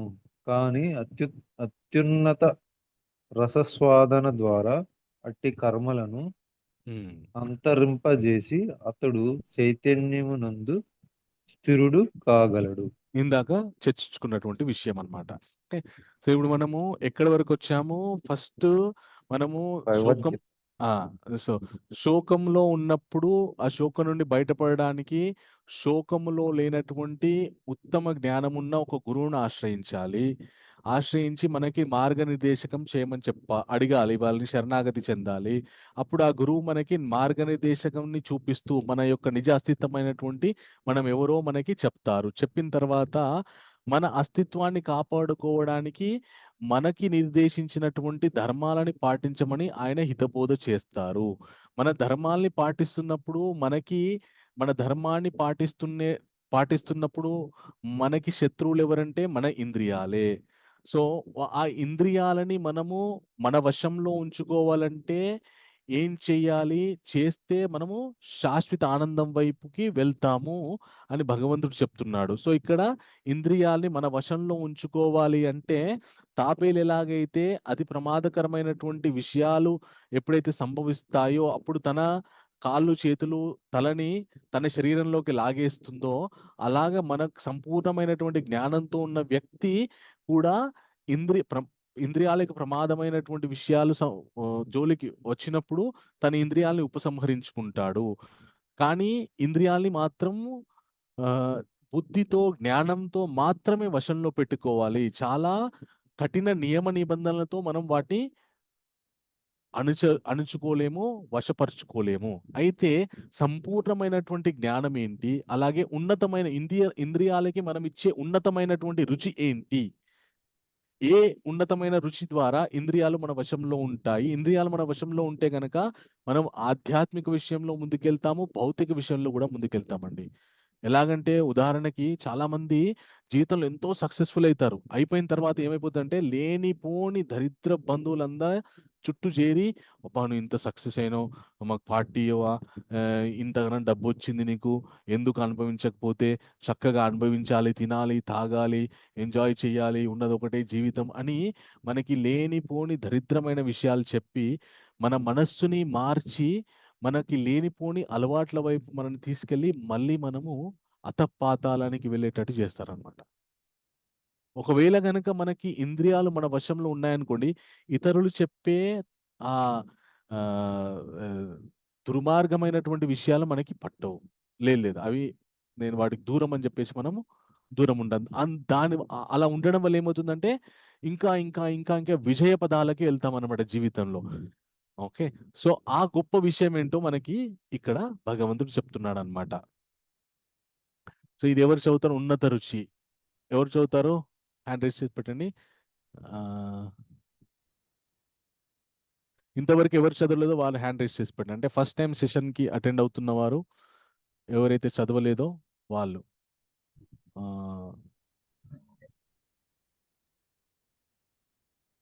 అర్చన మాతాజీ.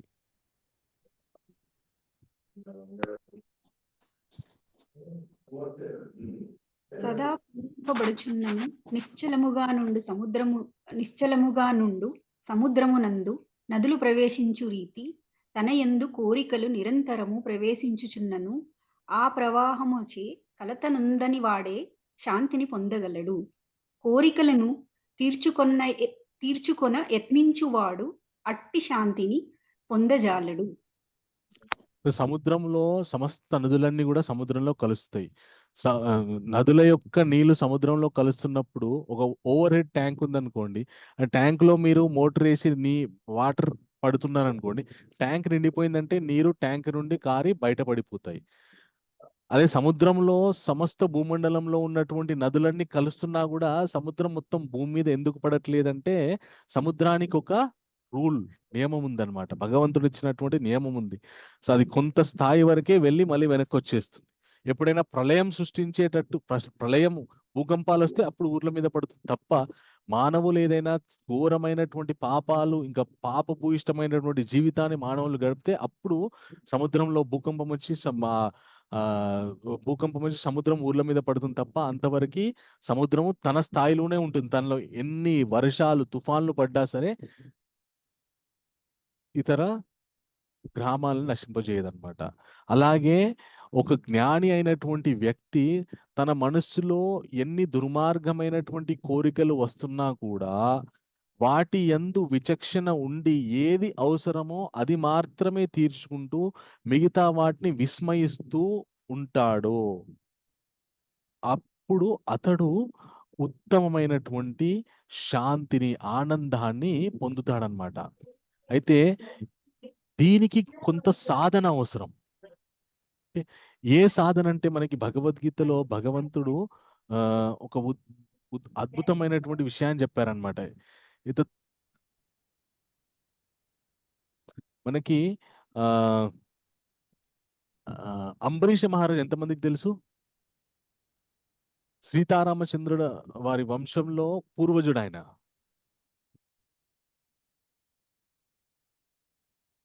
సో అంబరీష మహారాజు ఆయన ఒక గొప్ప భక్తుడు అనమాట, భగవంతుని యొక్క భక్తుడు. ఆయన చాలా గొప్ప చక్రవర్తి. ఆయన తన దినచర్య రాజ్యాన్ని పరిపాలిస్తూనే తాను ఏం చేసేవాడంటే ప్రతిరోజు కూడా దేవాలయానికి వెళ్ళి భగవంతుని దర్శించుకొని, భగవంతుని అర్చించి, భగవంతుని భజించి, కీర్తించి, భగవంతుని యొక్క దేవాలయాల ప్రదక్షిణ చేస్తూ భగవద్భక్తుల యొక్క సాంగత్యంలో ఆయన ఉంటూ గడిపేవాడనమాట. అలా గడుపుతున్నటువంటి వ్యక్తి ఒకసారి ఏం జరిగిందంటే ఆయన దగ్గరికి ఒక గొప్ప మహర్షి వస్తారనమాట. ఆయన పేరు ఏం పేరంటే దుర్వాసు మహర్షి. ఆయన చాలా కోపిష్టి. ఆయన ఈ అంబరీష మహారాజ్ దగ్గరికి వచ్చి, నేను ఈరోజు నీ ఆతిథ్యాన్ని తీసుకోవడానికి వచ్చాను, నాకు చక్కటి భోజనాలు ఏర్పాటు చేయని చెప్తాడనమాట. చెప్పగానే సరే సరే ఆచార్య, మీకు భోజనాలు ఏర్పాటు చేస్తాను, నేను నిన్ననే ఏకాదశి వ్రతాన్ని చేసి ఉన్నాను. సో ఈరోజు ద్వాదశి వ్రతాన్ని మీ సమక్షంలో పారణ చేస్తాను. అంటే ఏకాదశి రోజు ఉపవాసం ఉంటారు, ద్వాదశి రోజు ఆ ఉపవాసాన్ని వదిలి మళ్ళీ ప్రసాదం తీసుకుంటారనమాట. సో అయితే మీరు రండి, నేను ఆతిథ్యం చక్కగా ఏర్పాటు చేస్తాను అంటారనమాట. అప్పుడు ఈ యొక్క దుర్వాసు మహర్షి ఏం చేస్తారంటే ఆయన స్నానం ఆచరించి వస్తానని చెప్పి ఆయన వెళ్ళి ఎంతకి రాకపోయేసరికి ఈయనకి ఇంకా ద్వాదశి గడియలు ఉపవాసాన్ని వదిలేటటువంటి క్షణాలు వస్తాయన్నమాట. వచ్చినప్పుడు ఖచ్చితంగా ఏదో ఒక పదార్థం తినాలి. ఈయనేమో ఎంతకి రాడు. అప్పుడు ఎలా అని ఆలోచిస్తున్న సమయంలో ఆయన దగ్గర ఉన్నటువంటి పండితులు ఏమంటారంటే, మహారాజా మీరు ఉపవాసాన్ని వదిలిపెట్టాలి, అదే సమయంలో మీరు తినకుండా ఉండాలి. ఎందుకంటే ఒక మహాత్ముడు వస్తున్నాడు, ఆయనకి పెట్టకుండా మీరు తింటే అంటే పాపం చేసిన వాళ్ళం అవుతాం. కాబట్టి మీరు ఒక పని చేయండి, కేవలం కొద్దిపాటి జలాన్ని తాగండి. జలం తాగడం వల్ల ఉపవాసాన్ని వదిలినట్టు అవుతుంది, అలాగే ఉపవాసంతో ఉన్నట్టు ఉంటుంది అని చెప్పేసి చెప్తారన్నమాట. అప్పుడు ఈయన కొద్దిపాటి జలం తాగుతారు. తాగానే అప్పుడు ఈయన వస్తారు. ఎవరు? దుర్వాసు మహర్షి. ఆయన గొప్ప తపస్వి. సో ఆయన రాగానే ఈయనకు అర్థమైపోతుంది అనమాట. ఏమని అంటే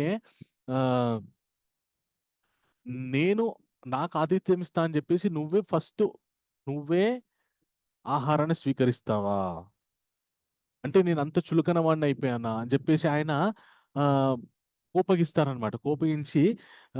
కోపగిస్తే ఈయన అంటారనమాట, స్వామి నేను ఆహారం భుజించలేదు, కేవలం కొద్దిపాటి జలాన్ని మాత్రమే స్వీకరించానంటే నాకు అవన్నీ చెప్పకు, నువ్వు నన్ను అవమానించావని చెప్పి ఆయన మీదకి ఒక బ్రహ్మరాక్షసుని వదిలిపెడతాడనమాట.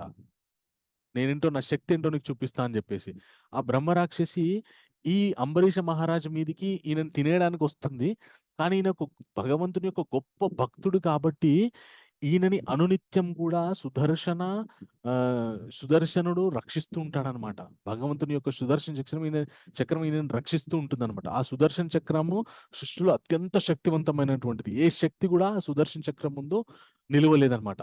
ఆ సుదర్శన చక్రము ఆ రాక్షసిని సంహరించి ఈ దుర్వాసు మహర్షిని సంహరించడానికి ఈయనని వెంబడిస్తుంది అనమాట. ఈ దుర్వాసు మహర్షికి ఆ సుదర్శన చక్రం నుండి తప్పించుకోవడానికి ఆయన ముల్లోకాలు తిరుగుతాడు.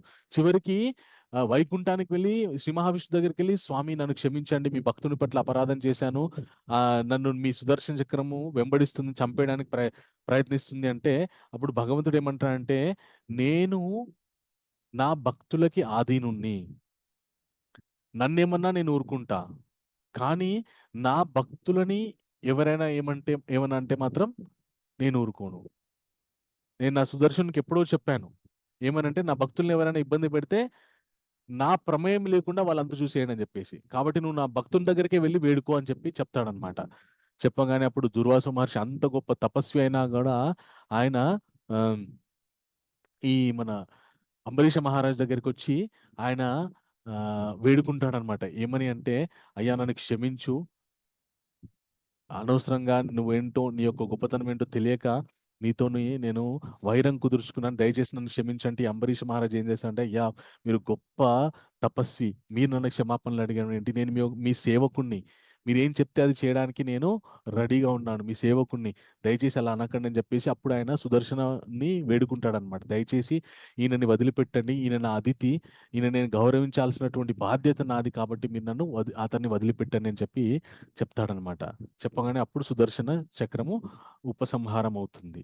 అలాగా ఈ ఈ అంబరీష మహారాజు తను రాజు అయినా కూడా తన యొక్క ఇంద్రియాలని అన్నింటినీ కూడా భగవంతుని యొక్క సేవలో, అతను రాజ్యాన్ని పరిపాలిస్తున్నాడు, అతను పెళ్లి చేసుకున్నాడు, అతనికి పిల్లలు ఉన్నారు, సంసార జీవితం గడుపుతున్నాడు. ఎట్ ద సేమ్ టైం ఆయనకున్నటువంటి ఖాళీ సమయంలో ఆయన భగవంతుని భక్తి చేస్తూ ఉండడం వల్ల గొప్ప ఇంద్రియ నిగ్రహం ఆయనకి, ఇంద్రియాన్ని నిగ్రహించుకునే ఒక గొప్ప శక్తి ఆయనకి వచ్చింది.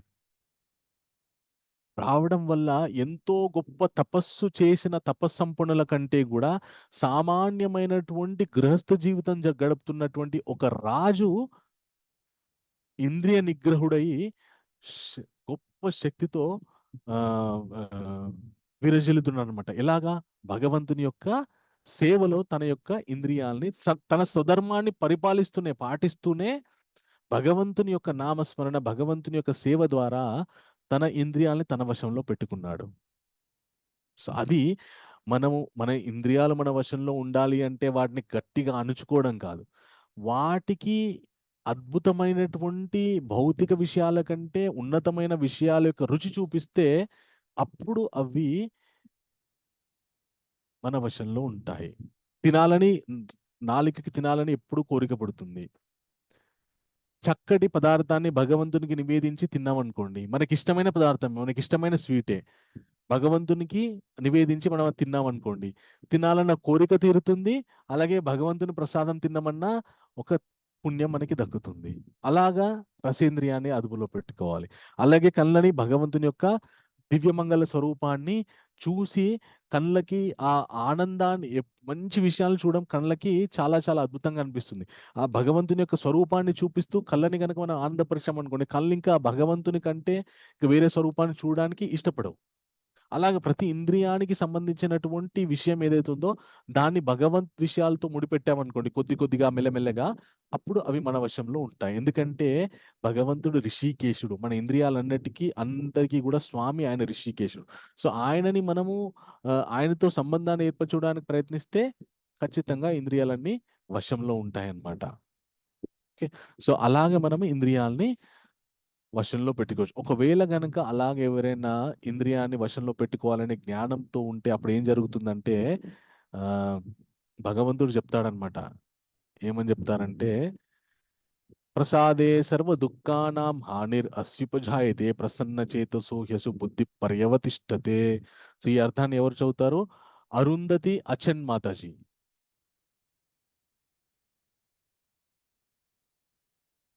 అరుంధతి మాతాజీ ఉన్నారా? హరే కృష్ణ.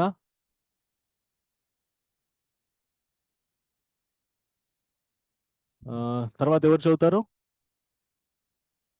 సుష్మా స్వాతి మాతాజీ చదవండి. ప్రభుజీ అనువాదం అనువాదం చదవండి, నేను హైలైట్ చేసింది చదవండి. ఓకే. అనువాదము. ఈ విధముగా కృష్ణ చైతన్యమునందు సంతృప్తి చెందిన వానికి భౌతిక జీవితమునకు సంబంధించిన త్రివిధ తాపములు కలుగవు. అట్టి సంతృప్తితో కూడిన చైతన్యము కలిగిన మానవుని బుద్ధి శీఘ్రమై సుస్థిరమగును. అది సో మన బుద్ధి స్థిరమవడానికి కారణం ఏంటి?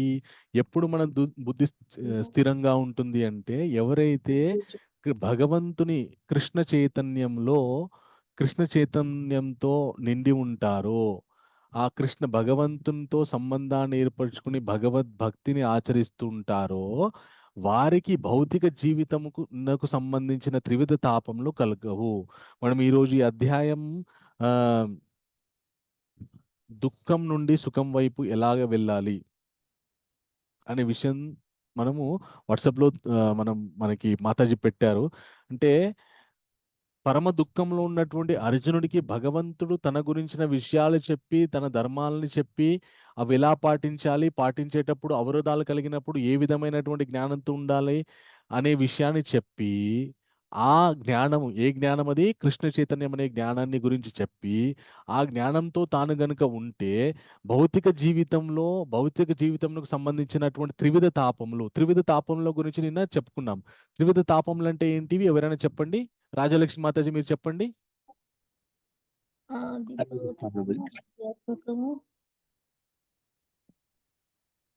రంగా నాగేంద్ర ప్రభు చెప్పండి. త్రివిధ తాపములు అంటే ఏంటి? నిన్న చెప్పుకున్నాం మనం. సత్వ రజోగుణం తమోగుణం ప్రభుజీ. అవేమో గుణములు, తాపములు, క్లేశములు. త్రివిధ క్లేశములు ఏంటివి? ఆది భౌతిక, ఆది దైవిక, ఆది భౌతిక, ఆధ్యాత్మిక. వెరీ గుడ్ రంగా ప్రభు. ఆధ్యాత్మిక, ఆది భౌతిక, ఆది దైవిక.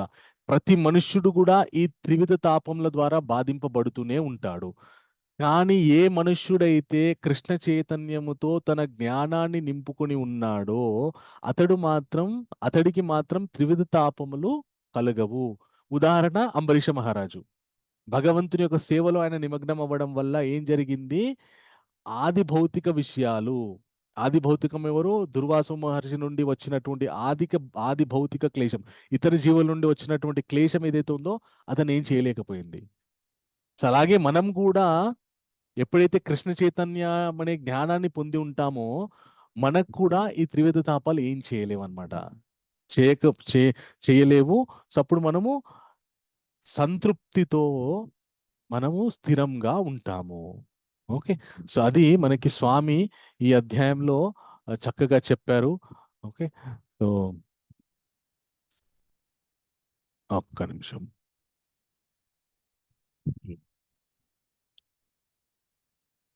ఓకే.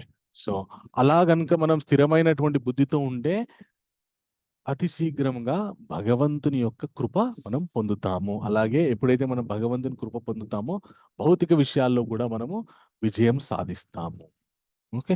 సో ఇప్పుడు మనము నేర్చుకున్నటువంటి విషయాలు ఏంటివి? శోకంలో ఉన్నప్పుడు ఒక గురువుని ఆశ్రయించి గురువు యొక్క మార్గదర్శకత్వాన్ని మనం స్వీకరించి ఆయన సూచించినటువంటి మార్గంలో నడుస్తూ మన గురించి, మనం ఎవరమో, మన అస్తిత్వం గురించి ఆయన చెప్పినటువంటి విషయాన్ని అర్థం చేసుకొని మన అస్తిత్వం, నిజమైన అస్తిత్వమైనటువంటి ఆత్మ సాక్షాత్కారం అనే జ్ఞానంలో మనం ఉంటూ అలా ఉండడానికి మనకు అలా ఉండాలంటే మనం ఏం చేయాలి? మనకి నిర్దేశించినటువంటి ధర్మాలని, స్వధర్మాన్ని, సనాతన ధర్మాన్ని పాటిస్తూ ఉండాలి. అలా పాటిస్తూ ఉన్నప్పుడు మనకు కొందరు ఇంద్రియాలు మన శత్రువులైనటువంటి మన ఇంద్రియాలే మన శత్రువులై మనల్ని అడ్డుకుంటూ ఉంటాయి. వాటిని వశపరుచుకొని కృష్ణ చైతన్యంతో వాటిని వశపరుచుకొని ముందుకు వెళ్తే ఎన్ని ఇంద్రియ సుఖాలు, ఎంత ఇంద్రియ లోలత్వం మనకు కలిగినా కూడా వాటి నుండి బయటపడి స్థిరమైన బుద్ధితో మనము ఆధ్యాత్మిక భౌతిక జీవితాల్లో మనము ముందుకు వెళ్తాం అన్నమాట. సో రేపు ఈ మన స్వధర్మం, సనాతన ధర్మం ఉంది కదా, ఈ ధర్మాల గురించి భగవంతుడు ఇంకా కొద్దిగా ముఖ్యమైనటువంటి విషయాలు చెప్పబోతున్నారు అనమాట. రేపు చర్చించుకోబోయేటటువంటి అధ్యాయం ఏదైతే ఉందో అది కర్మయోగం. ప్రతి ఒక్క మనుష్యుడు ఖచ్చితంగా వినవలసినటువంటి ఈ విషయం ఏంటంటే కర్మయోగం. కొన్ని భగవద్గీతలో అన్ని విషయాలు చాలా ఇంపార్టెంట్. కర్మయోగం ఏంటి అంటే ప్రతి సామాన్యుడు కూడా పాటించవచ్చు. నాకండి నేను వీలు లేదు, నేను చేయలేను. నువ్వు చేసే పనే దాన్ని ఏ విధంగా చేయడం ద్వారా అది యోగం అవుతుంది తెలియజేసేది కర్మయోగం. ఉదాహరణకు నువ్వు తినే ఆహారమే ఉంది. ఆ తినే ఆహారమే నార్మల్గా తింటే నువ్వు కర్మబద్ధుడవు అవుతావు. ఇంకొక భగవంతుడు చెప్పిన విధంగా తింటే కర్మయోగి అవుతావు. అది ఏ విధంగా? అలాగే అన్ని విషయాల్లో, ప్రతి విషయంలో కూడా ఒక విషయాన్ని ఏ విధంగా చేస్తే నువ్వు ఆ విషయంలో బద్ధుడవై ఆ విషయానికి సంబంధించినటువంటి కర్మ ఫలితాలను అనుభవించాలి. అదే విషయాన్ని ఇంకొక విధంగా భగవంతుడు చెప్పిన విధంగా మనం పాటిస్తే గనక కర్మ బంధనాలను ఎలా బయటపడతాయి, ఈ విషయాలు భగవంతుడు రేపు చెప్పబోతున్నారు అనమాట. సో ఆ విషయాలు మనం రేపు తెలుసుకుందాం. సో ఈ రోజు మనం నేర్చుకున్నటువంటి ఈ అధ్యాయాన్ని ఒక్కసారి మనము మళ్ళీ ఒకసారి రిమైండ్ చేసుకుందాం. ఇది ఎవరెవరు చదువుతారు? హ్యాండ్ రైజ్ చేసి పెట్టండి. ఇప్పటివరకు ఎవరు చదవలేదో. ఓకే, వెంకట వీరేంద్ర ప్రభు ఫస్ట్ జీ అంశాన్ని చదవండి. హరే కృష్ణ ప్రభుజీ. హరే కృష్ణ ప్రభు. సమీక్ష. జీ గురువు శరణాగతి అంటే ఏమిటి? కుతూహలం అనుకువ. శరణాగతికి అవసరమైన నిబంధనలు, సాహసం, నమ్రత. థ్యాంక్ యూ ప్రభు, వెరీ గుడ్. ఓకే, సో ఈ అధ్యాయంలో మొదట మనం గురువు యొక్క ప్రాముఖ్యత తెలుసుకున్నాం. గురువుకి శరణాగతి చెందడం వల్ల మనకి చక్కటి మార్గనిర్దేశక, మనకి ఒక గైడ్ దొరుకుతారు. సో అలాగా మనం గురువుని శరణాగతి చెందాలంటే ఏ రకమైనటువంటి అంశాల మనలో ఉండాలో అవి తెలుసుకున్నాం. తర్వాత మణికంఠ మధుల ప్రభు తర్వాత అక్షరాన్ని చదవండి. ఐడెంటిటీ, స్వయంపై అవగాహన, సమ్మేళనం, ఆత్మ, సూక్ష్మ స్థూల ఆత్మ యొక్క లక్షణములు పునర్జన్మ. సో మనం ఎవరము? మనం ఈ శరీరం కాదు, నేను ఈ ఆత్మని అని తెలుసుకున్నాము. సో ఆత్మ యొక్క ఆ ఆత్మ ఎన్ని శరీరాలను ధరించిందో అవి కూడా తెలుసుకున్నాము. సూక్ష్మ స్థూల శరీరాలని ధరించింది అని కూడా తెలుసుకున్నాము. ఆ ఆత్మ యొక్క లక్షణాలు ఏంటి, మళ్ళీ పునర్జన్మ ఎలా సంభవిస్తుంది, ఈ విషయాల గురించి తెలుసుకున్నాం. ఓకే, తర్వాత విషయం ఎవరు చదువుతారు? Hand raise. ఎం శ్రీనివాస్ ప్రభు. థ్యాంక్ యూ ప్రభు. తర్వాత అక్షరం చదవండి ప్రభు.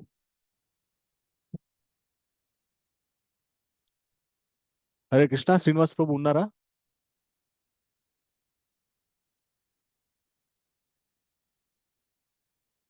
హరే కృష్ణ. ఇంకెవరు చదువుతారు? జీ రోహిణి మాతాజీ చదవండి. రోహిణి మాతాజీ చదవండి. దేహ కర్తవ్యం, ఆత్మ కర్తవ్యం, రెండు ధర్మాలు. Very good, thank you very much మాతాజీ. నెక్స్ట్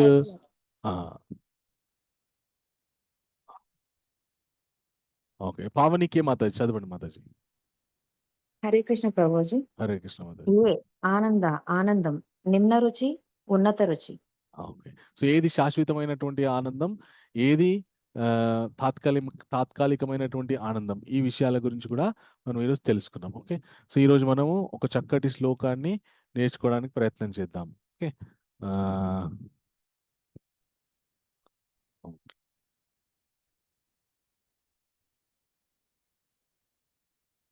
ఓకే, ఈ శ్లోకాన్ని మనం నేర్చుకోవడానికి ప్రయత్నం చేద్దాం. అందరూ కూడా మ్యూట్లో ఉండండి. మ్యూట్లో ఉండి నేను చెప్తాను, నాతో పాటు మ్యూట్లో ఉండి మీరు కూడా చెప్పండి. ఓకే, ప్రసాదే సర్వ దుఃఖానాం హానిర్ అస్యుపజాయతే ప్రసన్న చేతసో హ్యశు బుద్ధి పర్యవతిష్టతే. ప్రసాదే సర్వ దుఃఖానాం హానిర్ అస్యుపజాయతే ప్రసన్న చేతసో హ్యశు బుద్ధి పర్యవతిష్టతే. ప్రసాదే సర్వ దుఃఖానాం హానిర్ అస్యుపజాయతే ప్రసన్న చేతసో హ్యశు బుద్ధి పర్యవతిష్టతే. ఎవరైనా చదువుతారా? హరే కృష్ణ ప్రభుజీ, నేను చదువుతాను. చదవండి మాతాజీ. ప్రసాదే సర్వ దుఃఖానాం హానిరస్యోపజాయతే ప్రసన్న చేతసో హ్యశు బుద్ధి పర్యవతిష్టతే. థ్యాంక్ యూ మాతాజీ. చంద్రలేఖ మాతాజీ, thank you very much. Okay, so అది మనకి 2వ అధ్యాయంలో స్వామి చెప్పారు. రేపు గొప్ప కర్మయోగం గురించి తెలుసుకుందాం. సో ఈ రోజు ఈ అధ్యాయానికి సంబంధించిన ఎవరికైనా ప్రశ్నలు ఉంటే అడగవచ్చు. రాజ్యలక్ష్మి మాతాజీ, మీకు ఏమైనా ప్రశ్న ఉందా? హ్యాండ్ రైజ్ చేసి పెట్టారు. Okay okay okay,